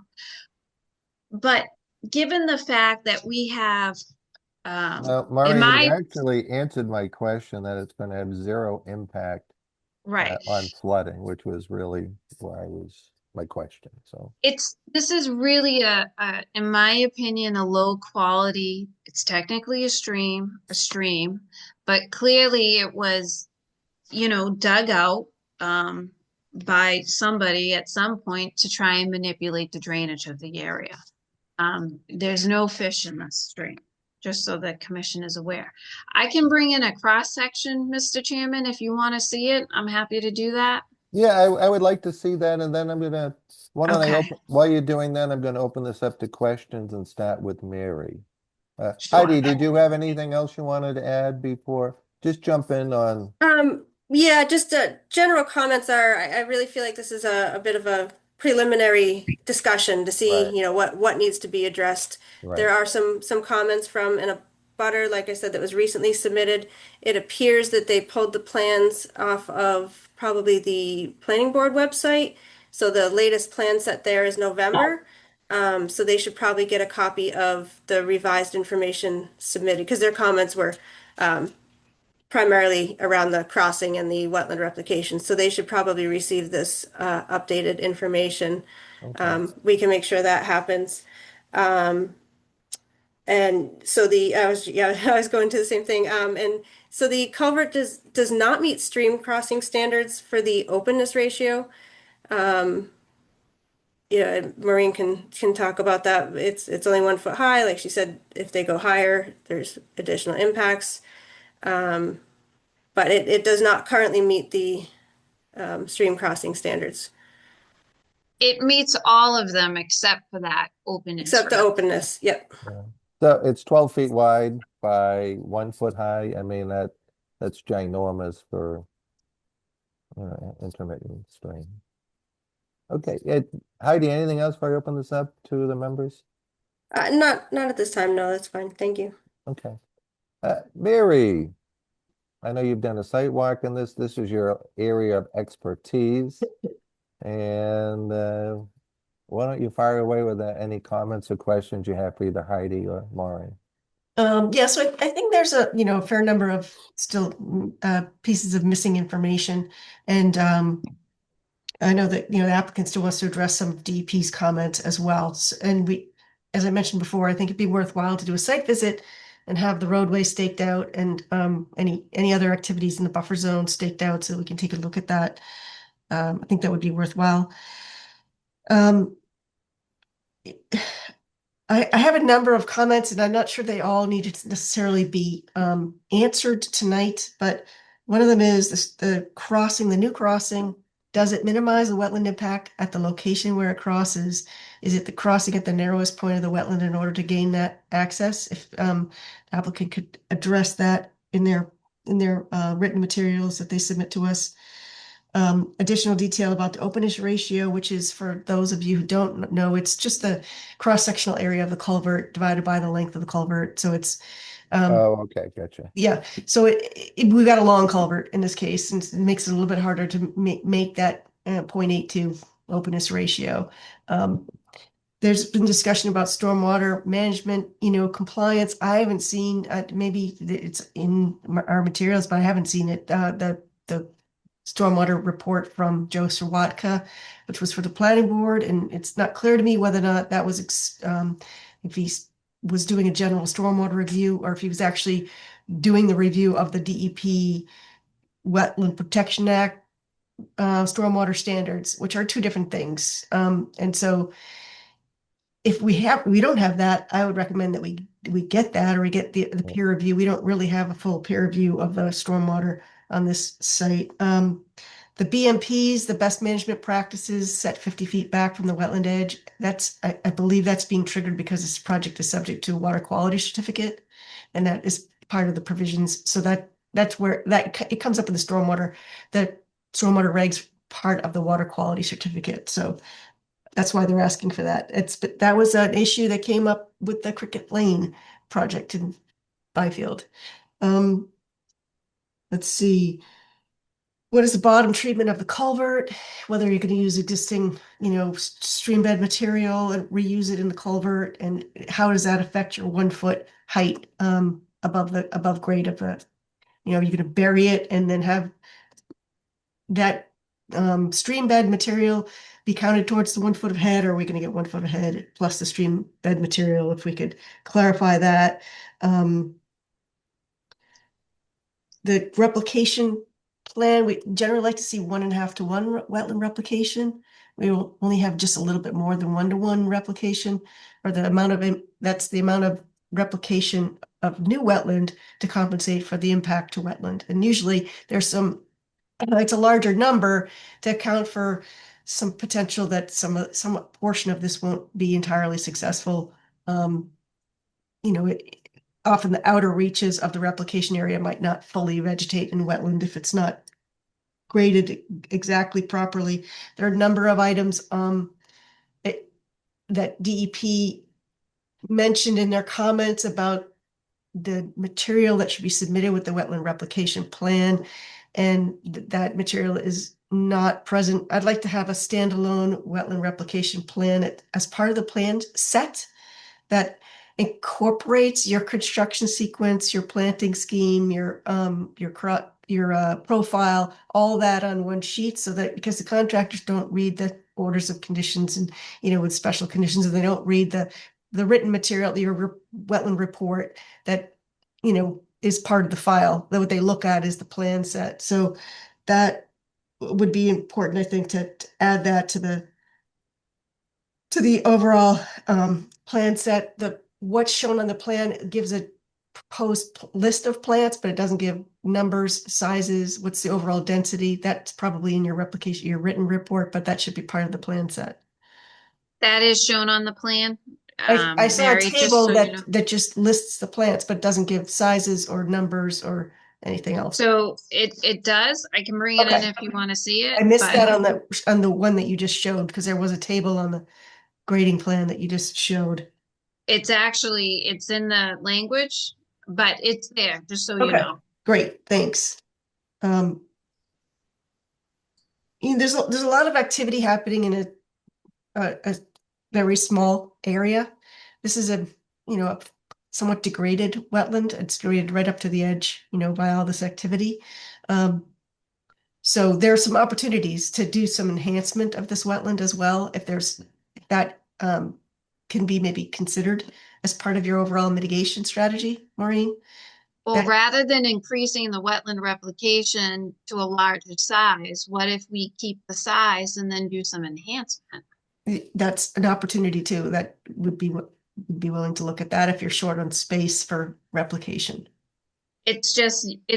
We need to be near the lost wetland, as you know, and Right. It's behind the building. So maybe at the site walk, we can take a look at that alternative. Sure. Yep. Okay.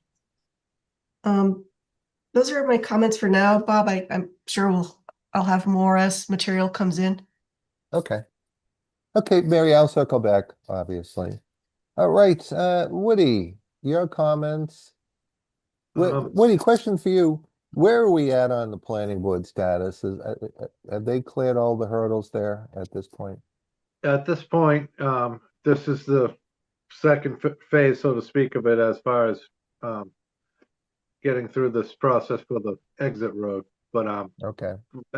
As stated, the select boards approved the public way modifications, squaring up Central Court, and now we're onto this part of it. So I will comment that it's the first time I've heard this called an intermittent stream. And if I'm wrong, I didn't hear anything brought up about the culvert that enters the site there. Do we know where the other end of that culvert is? Is that something that we need to figure out? So go ahead. So there's a 6-inch culvert. You want me to bring it up, Woody? Does that make sense? So we can see I would appreciate it, Maureen, if you did, just for okay. So I'm going to bring up the existing conditions plan. I think we'll show it. All right. Here we go. So are you talking about this culvert here?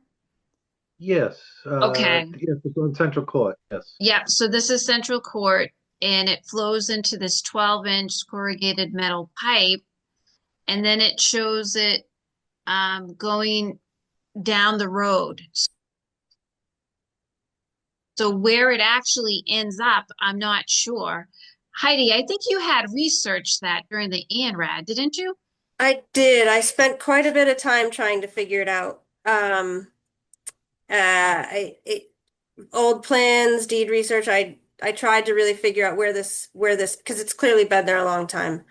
It appeared to me that it possibly originally went across the street somewhere. Now, which way it flows is a bit of a question. My assumption, based on the fact that it goes under the road and continues under Central Street, is that it flows out of this and into wherever it goes.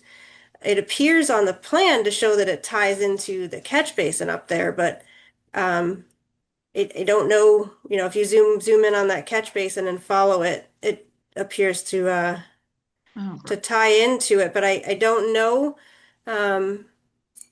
It's definitely something I feel like it is something that should be checked into. And that was one of my other comments too, is any stormwater review that was done, I agree with Mary, we should have a copy, but this culvert certainly has not been This crossing has not been reviewed as far as any additional impacts, and what this 12-inch pipe can handle and where it goes is an unknown right now. Is this 6-inch corrugated pipe functioning at this time? Do we even know if it's functioning? Doesn't look like it is. Yeah. It might take some water. My memory is it's not collapsed. I think it might be compromised a little bit. But then it gets into the tricky territory of, if we replace the culvert or we make it larger, we're going to be affecting the wetland system. Right. And I don't know what the right answer to that is. Yeah, if you have a lot more runoff being generated and directed towards this wetland, and you don't have adequate drainage for that under that central street, that will be the problem because it will back up onto the site.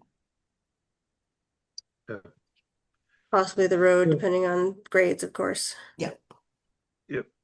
That's all understandable. I looked at that culvert as water entered the site, not exited it. And if you stand at the culvert and look off site, everything's higher than where that culvert is. So that's why I asked the question. And so what you're thinking the culvert drains into this site rather than exits the site? Okay. I did, but I'm also not an expert. It hasn't been scoped.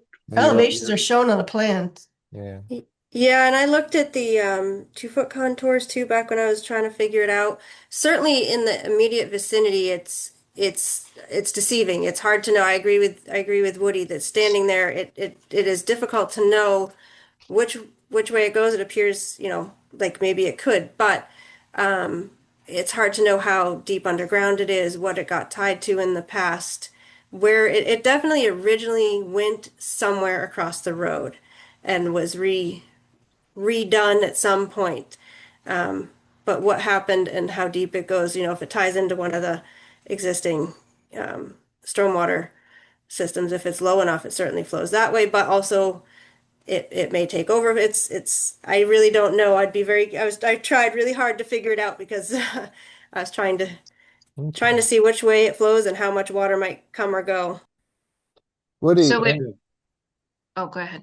No, go ahead, Maureen. Finish your So it flows out of the site. I can bring it in and show the commission if you want to see the elevations. What do you do? Do you want to see the elevations, or are you? I guess what's your question and has it been answered? No, I just don't know if it flows in or out. And I note storm drains on Fruit Street and up by the highway. So okay, I assumed if it was an exit for water to flow onto the site, but those are my assumptions. Maureen, and you have the answer to that? If you do, bring that up, please. Sure thing. Okay. Okay, so we have, let me just zoom in here. So we have an invert of 54.48. This is the 12-inch corrugated metal pipe. And then I'm going to follow it to the catch basin. In the catch basin, we got two inverts, a 53 and a 52.6. So that's lower. So it flows out. Okay. That answers the question. Okay. Woody, anything else? Thank you, Maureen. Sure. No, I don't have any other questions right now. If I do, I'll speak up, Bob. Thank you. Yeah, I'm going to circle back a couple of times before I open it up to public comment. Yep. Thank you, Woody. Mick, thank you. Questions for Maureen or Heidi? Just on the box culvert ratio, are we providing approval for that variance from 0.82 to 0.42? Or is that on DEP, or do we need to build that into our order of conditions, Bob? That's kind of my question. A very good question. Do we have to do a finding one way or the other on that, Heidi or Maureen or Mary?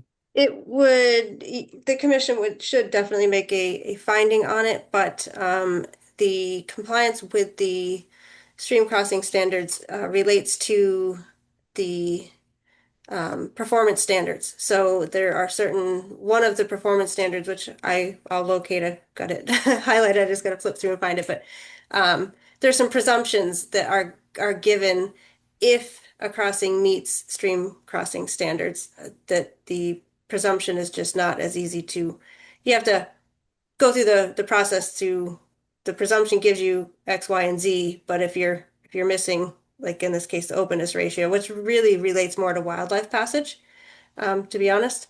So, it may be, it will be for the commission to handle, but it may not be insurmountable type issue in this case. It takes into consideration that there could be issues like the elevation of an existing roadway.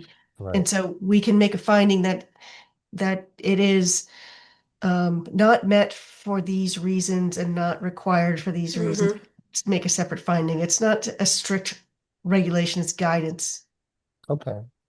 Mick, you, No, I just, if it's a legal requirement, then it is guidance, and it's not a suggestion, it's not a should, it's a must or a shall. So well, guidance and policy. Guidance and regulation would be Yeah, different. they're Right. not, it's not codified, so it's guidance. all I'm saying is that I think we need to clearly define that. And for me, not so much animal passage, I would think in high flow times, we see these box culverts get backed up with All the time. branches and debris and everything else, and it ends up flooding over the top of the box culvert. So that would be the consideration. And if somebody out there can mathematically show that 0.42 is adequate for the flow, and if it's an intermittent stream, that's great. I think That's what the engineer should be doing. Yeah. right, and exactly, and that's what as long as somebody says, yep, this is the max flow, this is 110% of max flow, and we're still within 0.042 or 0.42, then awesome. I just want to because I think that's a big thing here, where that's a big variance from what's suggested. You're at 50% of what's recommended.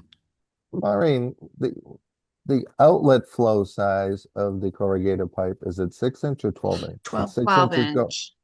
Okay. It's a 12-inch. And that's draining the whole area right now? It is is somewhat. at least partially. Yeah, right. The capacity, the actual capacity is unknown. Okay. But one thing to keep in mind, I'm sorry to interrupt, Heidi. One thing to keep in mind is that this resource area and this wetland, it's a very low gradient. It's very flat. Even the ditch itself, I understand the concerns with high flows. It has, I don't know, 0 to 2% grade, if that. It's just very flat out there. And if the commission decides on a site visit, I think you'll be able to see that. Okay. So I just want to comment for Mick's comment about the review of the culvert. The plan approved by the planning board showed the I guess I won't say original, prior design for the crossing, which was a 2-foot wide, 1-foot high culvert. So it's assumed by me that the peer reviewer took a look at that prior to the planning board closing that. So I would definitely want to review that report as well, because that was a smaller proposal you said 2 by 1, so this is 2 by 1. Yeah. much more. It's 12 by 12 1. feet. Yeah, this is. Yeah. So significantly more. Okay. So I would want to review. It's a good question still, though, and I'd want to review the peer reviews report. Yeah, the calculation will give us the answer on that. And I think you probably already have that, Maureen, that it's, far more adequate than Right. required. Okay, Mick, any other comments before we move on? No, I'm good. Okay. I think Mary and Woody did a great job of covering this, so thank you. Yep. Okay, thank you, Mick. Harry, questions for Maureen, Heidi, or Mary at this point? We have no questions at this time, Bob. Okay, thank you, Harry. David, questions? No questions for me, Bob. Okay. All right, so just trying to inventory the open questions, additional information at this point. I mean, Heidi, what do you see? I mean, just to give Maureen a, kind of a running score of where we at, what we're looking at, so that at some point they can get to the finish line. So I think certainly the planning board, I'm assuming, has the stormwater report, but providing that to the commission would be important for us to review. The replication, answering DEP's comments is important as well. And for the commission, I just wanted to note the performance standards for the wetland, boarding vegetated wetland. One of them says, so notwithstanding provisions of a prior one, issuing authority may issue an order of conditions permitting work which results in the loss of up to 5,000 square feet of BVW when said area is replicated in accordance with, and this is where we need to get the replication spot on,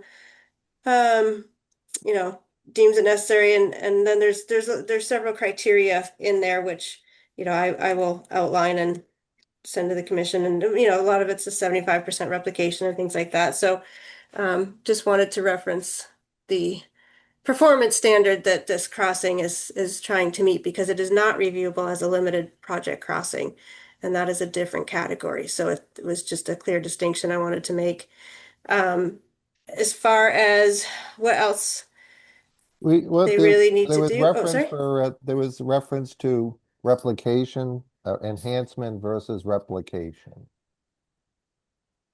Yes. For the replication, I guess I heard enhancement, but yeah. So Mary, you were looking for 1.5 to 1 on the replication, and Maureen was suggesting, or collaboratively, we were talking about doing other enhancement in lieu of. In order, yes. I mean, it's something we can look at, whether there's actual beneficial enhancement that can be done and what that would look like. So it's hard to say if that is acceptable over the 1.5 to 1 replication at this time, but it'd be something that we'd want to look at. Okay.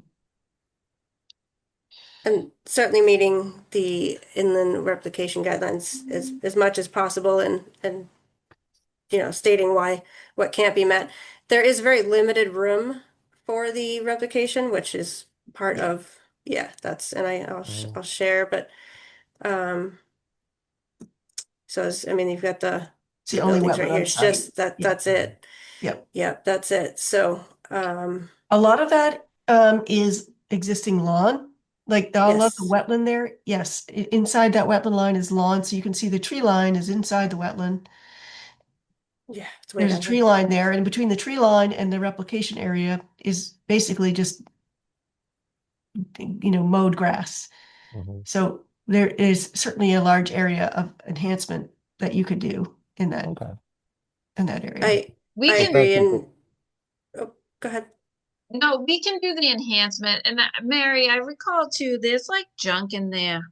Like bars. That's what I was just gonna say too. Bird coops and like I don't know what the heck's a lot of debris that can happen. Right? Yeah, in there too. Yep. We can add to that. That's not a problem. Yeah, that would be great, because it could use it. That was my suggestion. That was going to be my next suggestion too. Like from the site walk, this was all disturbed. Those animal pens, like you were saying, there's old piles of probably animal waste. There's a lot of junk, so there is a lot that should be cleaned up anyways, but certainly lends itself to enhancement. Okay. Right.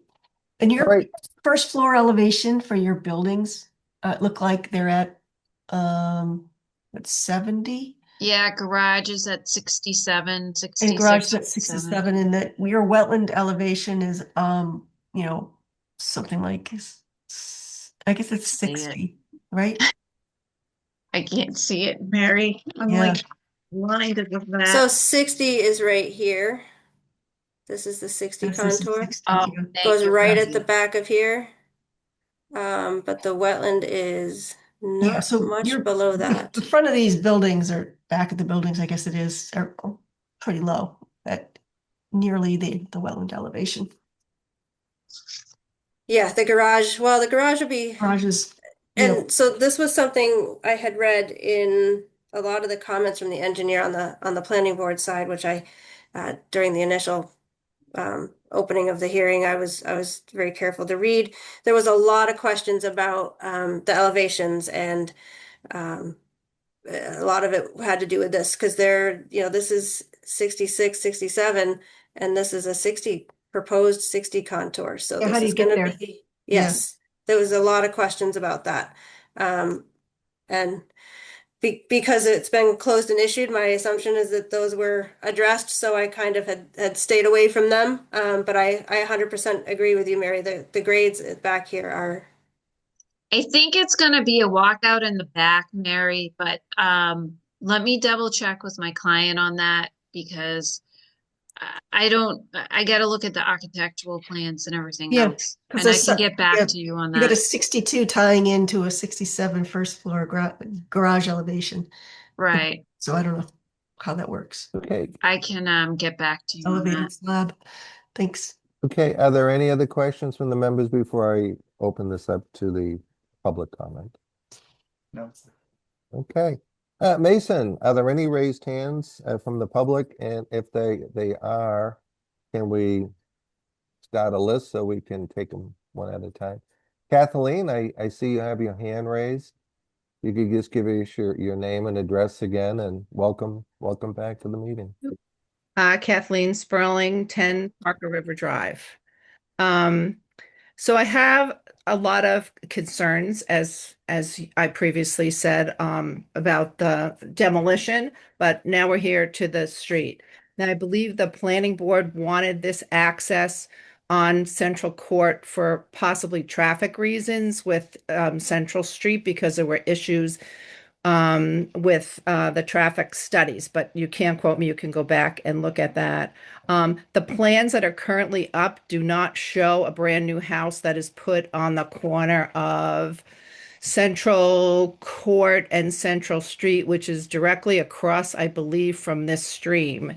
And what I would also like is for someone to determine whether this is a stream or the runoff, because we keep going back and forth over that.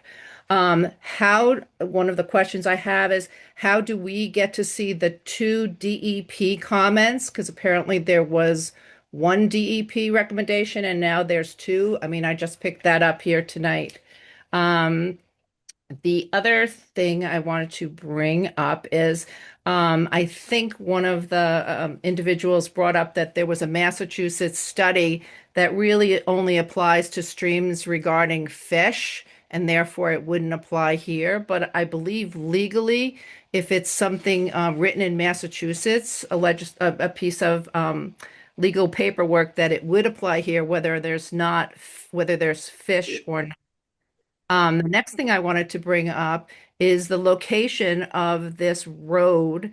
Right now, if it goes on to Central Court, there are approximately 26 houses on Central Court. I mean, not Central Court. Parker River Drive and Central Court have 26 houses. So that's approximately 46 cars coming off of that. You are now going with this road, you are going to allow another 88 cars to be coming off this project and sitting at the corner of Central Court and Central Street waiting to get in or out. That would mean that the oil and gas or whatever is coming from these vehicles that are waiting to get onto the street will go into the pavement and most probably at some point go into this particular piece of the wetlands. And that's a concern for me, the idling and the whatever comes off of the cars. Let's see what else. I think as far as the stream goes, I really think you again should look at 3 Central Court, which is on the opposite side of the stream from the property, which continues to flood now with rainfall. And Mr. Scuderi, who owns that property, has had a problem all along. And I don't know if this particular project is going to cause him increase issues because of his location and the stream and whatever the property is going to be doing regarding putting a bridge over it or whatever. So those are my comments, and I appreciate you listening. That's all I have to say. Okay, thank you, Kathleen. As I recall, Maureen, there was a traffic study that had been, I remember seeing a copy of a traffic study that had been required by the planning board. Woody, do you recall, Maureen, do you recall? Pretty sure I saw a copy of that. Yes, there were two. There were one by the applicant and one private study as well. Okay. And they both agreed that the squaring off Central Court and this exit road would vastly improve the line of sight, make it an ideal situation as opposed to the two-way option, which would make it the bare minimum. I think it was only acceptable by 2 feet of line of sight. Also, yeah, I mean, traffic flow is a planning board determination, not so much its impacts on the wetlands for us. But that's the reason why we ended up here, you know. Okay. So I figured I'd state that. Maureen, you heard Kathleen's questions. I think the traffic study. So the traffic study determines where the roadways go and where the cars enter and exit. Specifically the roadway off of Central Court, that will be a one-way egress. So you won't have cars coming in and out of that roadway. It'll just be one way. So maybe that might alleviate some of your concerns. And I'm sorry, I'm drawing a blank on the other. The stormwater management, the oil and grease on the road is direct. Thank you, Mary. Into the stormwater management system to renovate it before it discharges back into the wetland. So the road is graded specifically to so that the runoff from rainwater drains into catch basins and into the stormwater basins for renovation before they're discharged. And that's how the oil and grease is handled. Okay. So Kathleen, I can circle back with you. You're on mute if you. I don't think I am. I think I'm. Okay, we can hear you now. I have one other quick question. One of the neighbors, Jacob Murray, who's very experienced in all this, sent a letter to the Conservation Commission dated April 7th. So I would really appreciate it if you guys read it and maybe at the next meeting commented on it.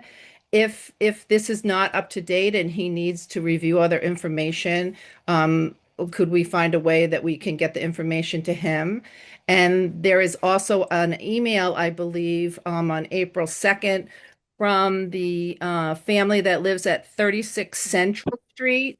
That was sent to the Conservation Commission. If you guys could also read that, that would be really appreciated from the neighborhood. Okay. And any of the neighbors that wants documentation or current plans can reach out to Mason Ferrick, our conservation agent, and I think Mason would be more than happy to either provide direction where to get the documentation or be able to print it off and give it to you. Okay, thank you. Okay. Nino, you were next in line and then Christopher. That's how I have you lined up for public comment. So Nino, if you could give us your name, your address, and then your questions or comments. Yes, it's Nino Scuderi. I'm at 3 Central Court. So you guys are talking about a site walk. I really suggest you do it like soon because right now it's the seasonal high water level. You know, like like Kathleen said, my yard floods seasonally.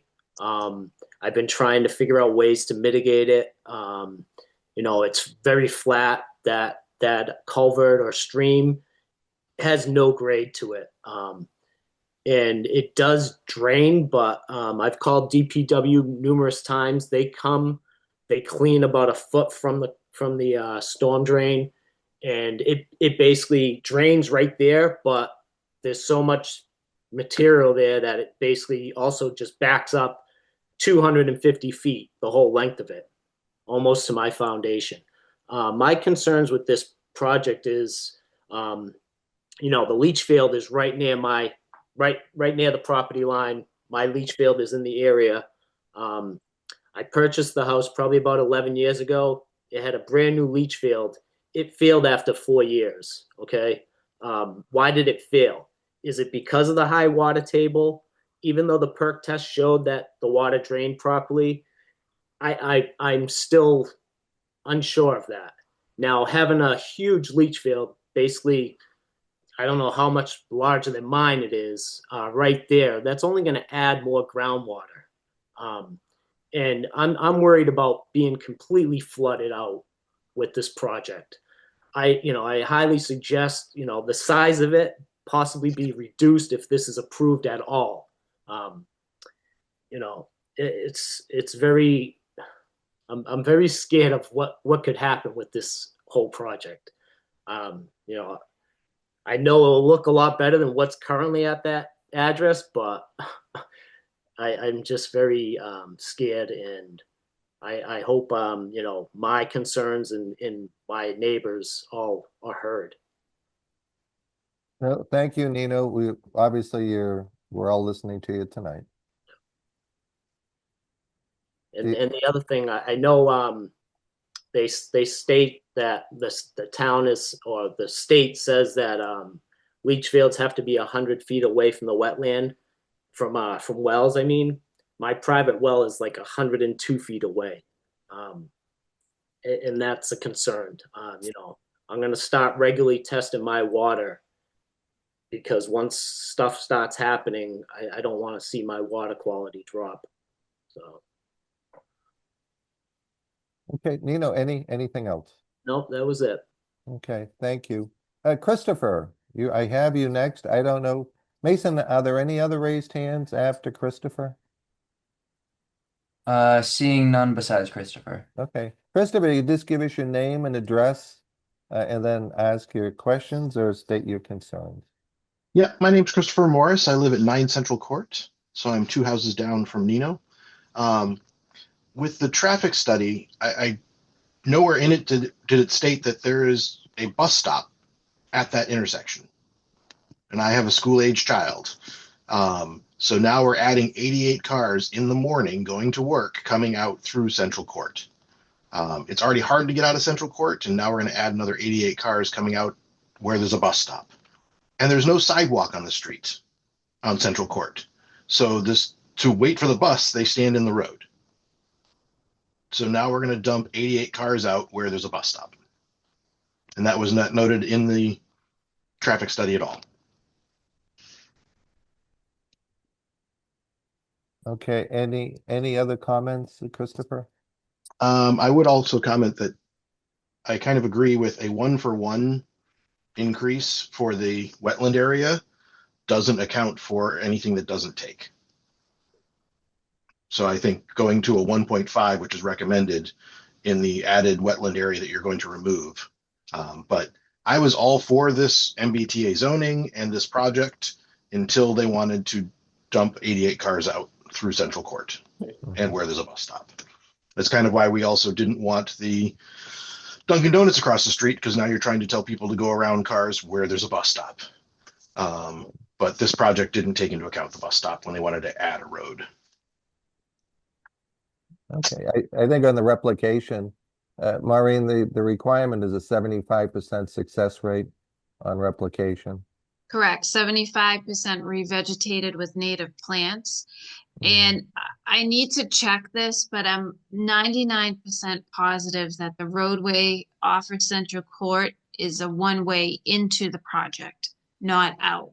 But I can't find that in my paperwork, but I'm pretty sure that's the case. So it'll be people going into the project and not exiting the project.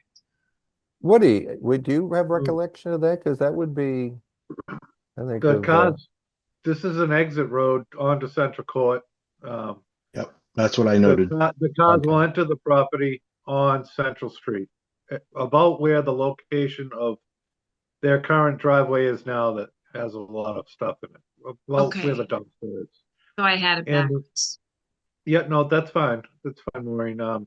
But the entrance being on Central Street, and the exit being on Central Court alleviates a lot of line of sight and problems with people trying to, if they were to try and come out onto Central Street itself. They come out onto Central Court. Central Court's been approved, and there's a plan to reconfigure the end of Central Court to square it up so the lines of sight are better and it's easier to navigate and to enter. You exit and onto Central Court and exit onto Central Street to go your way. So Yeah, the line of sight may get better, but we're going to have cars racked up trying to get out in the morning because we already have to wait because of the people coming over the hill, and you got to make sure. And now we're going to have 88 other cars trying to get out of this one street. So, Christopher, as you can imagine, Conservation Commission, our jurisdiction is impacts to the resource and the wetlands, where traffic flow would be the domain of the planning board. But all right, we hear you loud and clear. Anything else, Christopher, before we move on? Nope. Okay, thank you. Hey, do any other members have any further questions? I'm just looking at the clock. One, just brief one. Yeah, certainly, Mary. Thanks, Bob. Just whether or not Woody, maybe you know, or Maureen or Heidi, whether a mounding analysis was done for the leach field. I wasn't involved in the Board of Health approval, Mary. I'm not sure. Okay. I can find out. It would be I do to find out because that is very close, 102 feet of for a private well to a leach field treating that many units. So that it would be helpful to understand how that will, a mounding analysis and what that will tell you. It will map the groundwater elevations and how that will affect areas that are near it. I'll double check it as well. I do know in my read through of all the stuff that was before planning board before, mounding analysis was definitely in there. So I'll recheck for the context of it and see what the outcome was too. Okay, great. So Maureen, let me step there. Any other questions from any other members? Mick, do you have any follow-up questions or Harry? Not at this time. Thank you, Bob. Woody, any other follow-up questions? no, not at this time, Bob. Thank you. Okay. David, any follow-up questions? You're on mute, David, but No, Bob, no Okay. follow-ups. all right, thank you. So Maureen, obviously I think a site visit would be very helpful to all of us. And probably sooner rather than later where as long as it isn't snowing out like this morning, you can sign me up. Well, when is spring actually coming? I came back from Florida way too early this year. Next week, they're saying 70s, right? I think it's going to be August, Bob. So do we want to do how about next Tuesday? What works for everybody? I'm throwing out a Tuesday at 8 o'clock. As a Mr. Chairman, just does the commission want anything staked? I know Mary had requested, I think, the roadway staked and some other features. I can certainly have that staked for the commission for the site walk. I'm not sure if I can get it by Tuesday, but I'll make an effort. Mary, what would you like to see in the field? That's a good point, Mary. I have to take a look at the plan. The nearest buildings, the little corners, like the buildings 1 and 2. Yep, closest to the wetland. Is there a basin right next to the wetland? Yes. That as well. Okay. Let me ask you a question. Do you think it's better that we wait till you tear everything down? Yeah. And get it out of there and then have you stake it and then put this off for a few weeks to? No. Okay. No, Mr. Chairman, if possible, we would really like to move this process along. I mean, it'll be a year in August. No, I understand. So Maureen, when can you get your engineers out there or wetland people to reflag or put out, center lines or property corners tonight? When's the next meeting, Mr. Chairman? May 4th. Oh boy, that's a month. Okay. Can we shoot for next week for the site walk, but maybe have it on Thursday? That'll give them a week and 2 days or something. And if that doesn't work, if I can't get it staked, I think I can get it staked. The survey is pretty good. Okay. Well, you want to do it the 16th? Why don't you do this? We'll tentatively schedule it for the 16th. Okay. Okay, 8 a.m. How does that work for Mary? How does that work for you? I can work with that. Okay, David, does that work for you? You're on mute, David, if you will. Yes, that works. Yep. Okay, Woody, does that work for you? Yes, that works for me, and I just want to clarify that Maureen knows what to stake out, so I didn't know if we've completed that. So that we all have everything that we need to see staked in. Okay. It was like the corners of buildings and roadway. It might not be possible to stake everything because there are buildings in the way. Or other debris. Yeah. But All at least the roadway, and the flags, if the flag numbers are, still visible, we can orient from those. Okay. So, if they do the center line of the roadway, Mary, I think that'll give us some perspective of Yep. of what's going on, and that's probably the simplest of all for And I think it would also be, since there seems to be a lot of neighbors here, are the neighbors able to attend the site visit? Are they allowed on the property? No. Okay. Okay. Mick, any comments? How are you on the 16th? Wonderful. I will do it. Okay. And that actually works out okay for me. Yeah. All right, so Maureen, we do need to move along. I'm assuming you're requesting a continuance to our May 4th meeting. Yes, please. Okay. I will entertain a motion to continue this public hearing at the applicant's request to the May 4th meeting. So moved. Second. Okay, roll call, all in favor? Mary? Yes. Woody? Yes. Mick? Aye. Harry? Yes. David? Yes. And Bob Connors votes yes. All right, thank you, Maureen. Thank you. Have a good night. Thank you, Heidi. Thank you. Have a good night. Okay, next matter is a continued public hearing. DEP file number 0501460, 45 Boston Road. Applicant submitting a notice of intent to expand existing boardwalk systems within proximity to bordering vegetated wetlands. Mason, can you give us an overview and a recommendation on this matter if you have one? So Ned Darling had let us know that they were planning on getting their biologist out to do a delineation come springtime. I still haven't received confirmation of the delineation being done, so I haven't been able to go out and confirm. I reached out today to see if he was going to be available for the meeting, but I did not hear anything. So I would assume that they're going to want to be continuing until our May 4th meeting. Okay, I will entertain a motion to continue the public hearing to May 4th, as there is no applicant present to answer questions. So moved. Second. Okay, roll call, all in favor? Mary? Yes. Woody? Yes. Mick? Aye. Harry? Yes. David? Yes. And Bob Connors votes yes. Okay, we have a new public hearing. DEP file number 0501461, 14 Southern Boulevard. Applicant is submitting a notice of intent for proposed landscaping work and hardscape improvements. Mason, can you give us an overview on this? And were there any specific DEP comments on the? Okay, so. Yep, so the applicant had submitted their notice of intent to DEP, got some feedback with some comments, which I can pull up. And then I received some supplemental information today from the applicant, where he addresses some of these DEP comments.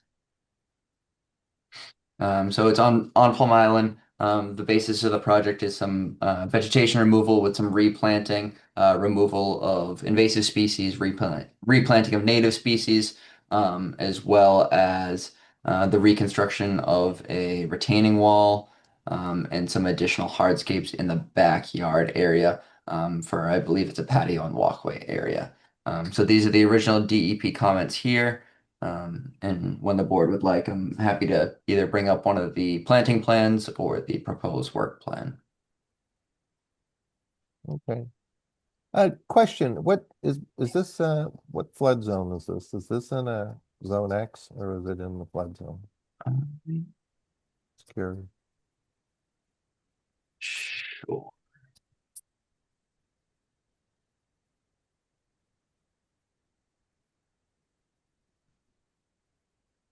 I'll pull up the landscaping plan to start, and I can introduce the applicant, and then I can look up what flood zone they're in. Okay, thank you.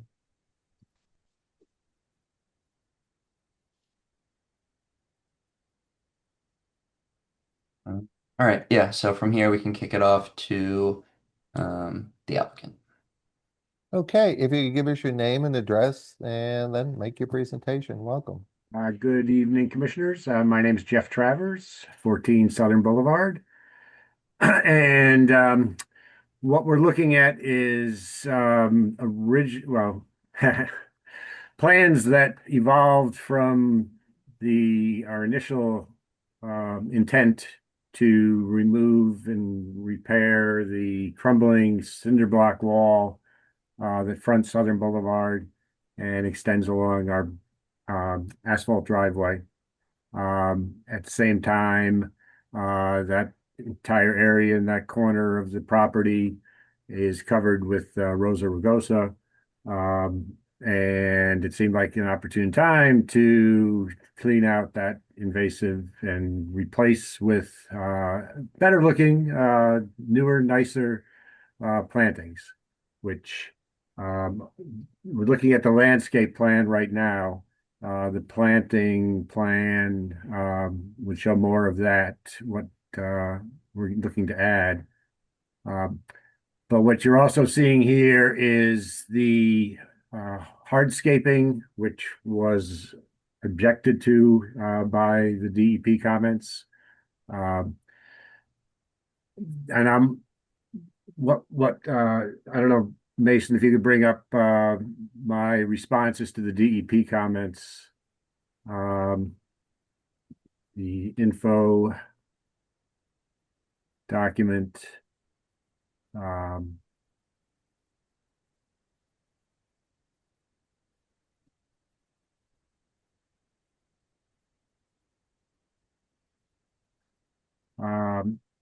So here again, the concerns that were raised by DEP had to do with specifically removal of vegetation to fill. That's referring again to the Rosa rugosa, which is going to be reestablished with more native plants, not just removal of the vegetation. The entire area will be replanted. The objection was to installation of concrete pavers, stone steppers, concrete paver steps, and steel edging around the house. Those elements will be removed. They kind of came about as we maybe got a little bit ambitious in our plans. We started out again with the removal of the wall. Then we thought, well, we've got this, whole new thing going on. Let's see what else we can do. We got a proposal from the company that said, okay, here's what we think would fit in well, and it turns out that it's not fitting in well with all of the pavers and the steel edging. So we're modifying the project to remove those. Specifically, it was also mentioned by DEP that removal of portions of the paved driveway to install concrete pavers prohibits movement of sediment, and that portion will also be removed. And that was shown on the landscape plan that Mason had up a moment ago. And the rest of what we plan on doing, again, the existing wall is doomed to fail at some point. I'd like to address it sooner rather than later. Mason, I think you were out there today for a site walk. And we're utilizing the existing footing which will, limit any disturbance of subgrade. Well, everything's subgrade there, but we will be maintaining these current grades and stabilizing. These are some of these are again the modifications to the existing plan. They're on the opposite side of the driveway where is just a single cinder block wall. We're going to remove that and reestablish original grades and stabilize that area, which also will be more plantings will take place in that side of the driveway as well. We're looking to cover the south side of the yard with crushed shells, allowing for maintenance restrict. I don't need to be chopping the weeds down because that's all that's growing there now. And have that covered with crushed shells.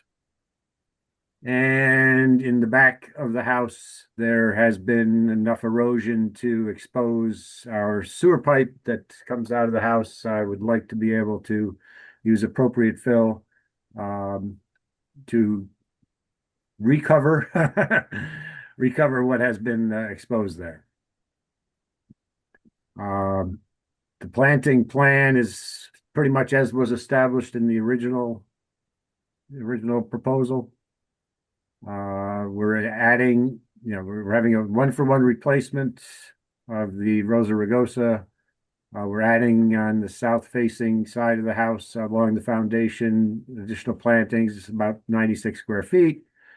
On the west side of the property, again, additional plantings that are shown on the planting plan, approximately 105 square feet. The northwest side of the house has a essentially sand dune area, which has some beach grass that can be enhanced, and that's our plan to add additional beach grass, roughly 6 foot on center in that area, as well as cleaning out much of what has been accumulated over the years there. And right along the front of Southern Boulevard, there is a grouping of existing beach plums that I've lovingly resurrected after they had been choked out for years by the vines, and I came in and cleaned them all out. They're coming back and recovering, and we are going to be doing further plantings in that area as well. And the areas, summary of the areas impacted are kind of shown there, kind of just a regurgitation of what I just spoke to. And just some additional details. And my summary essentially is that as I view the work to be done, it does not seem to, it seems to satisfy the requirements that need to be satisfied.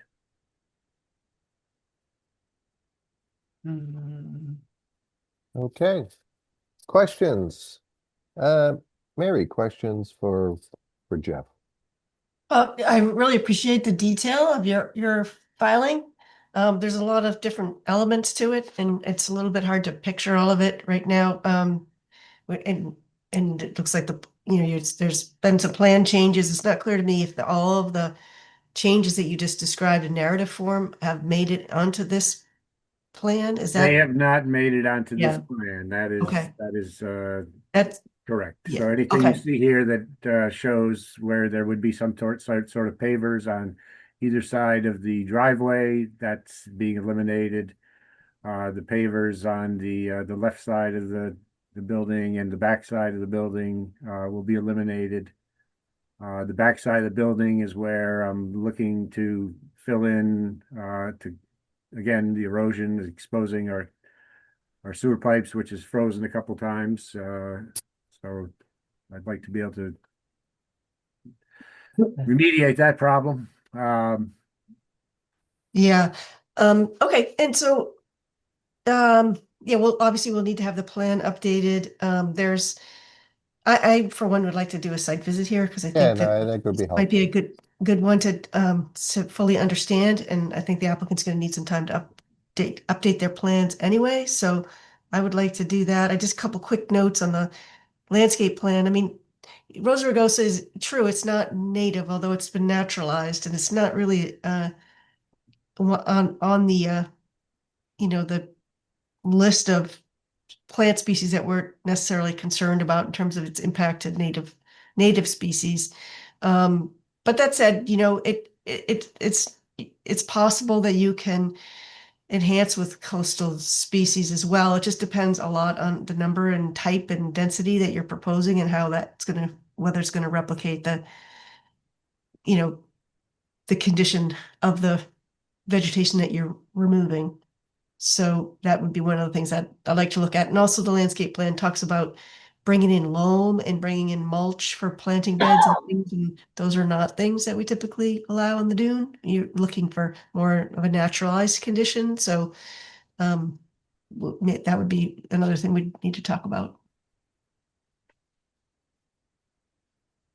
We could do it on an earlier, a different day from this 34 Central Street site visit, or piggyback on that same day. I'm fine either way. Okay. Woody, any questions? No questions. I think a lot of Mary's comments would be great. The updated plan, sidewalk would be helpful. And whether or not we piggyback on 34 Central Street, we can discuss. I know that we might spend some time at 34 Central Street and spend some time here. So it's up to other people that have to get to work. So yeah. What I would suggest simply is that, Jeff, if you can update the plan, we're going to need to continue the public hearing until our next meeting. If we can when do you think you can get your plan updated so that remove what obviously you're not going to do because it's not allowed, and incorporate what you do want to do and replacing that? I expect I could have that by the end of the week. Okay. Well, what's a pleasure? If we get the updated plan, do we want to? Maybe next Tuesday? We do something next Tuesday morning? Yep. Okay. Yeah, I'd like to give this property its, and Mr. Travis's due time, because I think we're probably going to get consumed at 34 Central. Yeah, that, and it's a 20-some minute ride from one end of town to the other. That's kind of what I was. Yeah. Okay, so we're talking the 14th. Yeah. Excuse me. 8 o'clock. Okay. All right. Site plan on 4/14. I love how we get the invitations immediately from Mason here. Isn't that awesome, Mary? It's on my calendar already. 8 o'clock. Okay, I have the longest commute of all of you, so hopefully. Yeah, right. Yeah, Bob. Don't worry about that. I'll bring you coffee. Okay. All right. So, Jeff, you're going to request a continuance to our May 4th meeting. You'll get Mason the plans. We'll have a site visit next Tuesday, but you're going to need to be continued to our May 4th meeting. Sure. We do have a planting plan already in place that is probably pretty much going to remain the same, but that'll be updated as well with removal of the hardscaping. Yeah. If you can, the more detail you can put on the plan and the less questions that we have and notations we need you to put on it, it will just expedite our ability to give you a final determination. Right. Could I just ask Mason to bring up that planting plan that does identify the proposed planting with a table, identifying the plants, and ask if that is sufficient for what you're you're hoping for as far as detail. Let me know if anyone needs me to looks zoom like in. what we would typically ask for. So all of the new plantings are identified on the bottom left table. Okay. Where did it go? It- There it is. We'll take a look at those. I'm glad you saw that too. I think it just disappeared on me for a second. That was funny. There you go. Okay. All right. So we do have, trees and tree that, adding juniper, Yep. Oh, red great. cedar. Yep. That thing keeps disappearing. Yeah. I don't know why it's fighting with me, but Yeah. Jeff, anything you add that's green is a good thing. So. Yeah, I mean, it really, I think, will significantly improve the appearance and that, I don't want to be spending the rest of my decades here at this house, hopefully, fighting back the rugosa that's just going to continue to just try and creep out all over my property. Okay. And out onto the street, and it would improve the visibility, vehicles coming off of Columbia onto Southern. No, I think you're addressing the concerns that the DEP had, Jeff. And at first blush, everything else looks good and looks like a good benefit to the resource. So I'm just looking at the time. It's 8:47 p.m. And I don't know about you guys. I haven't even had dinner yet tonight. So what I'm going to suggest, you're requesting a continuance to our May 4th meeting. Yes. And we'll see you on Tuesday. Okay. I will entertain a motion to continue the public hearing at the applicant's request to our May 4th, 2026 meeting. So moved. Second. Okay, roll call. All in favor. Mary? Yes. Woody? Yes. Mick? Aye. Harry? Yes. David? Yes. And Bob Connors. Thank you, Jeff. See you on Tuesday. Thank you. Okay, Mason, you have 30 seconds to give us an update. We already rescheduled the May meeting, and if anyone is interested in seeing the Larkin Dam restoration stuff that we've done on the riverbank after 34 Central, I'm happy to show anyone. It's right down the street, so that's it. 15 seconds. I would love to see that. Yes. Okay. Cool project. Great. Any other comments from anyone, or entertain a motion to adjourn? See you all on Tuesday. Okay. I will entertain a motion to adjourn. Is there a second? Second. Or first, a Second. second? Yeah. All in favor? Mary, Yes. Woody? Aye. Bob, Aye. Harry, Aye. David? Tom, Thanks. Dick, Harry. Okay. Good night, guys. Good night. All right. All right. We had a lot done tonight.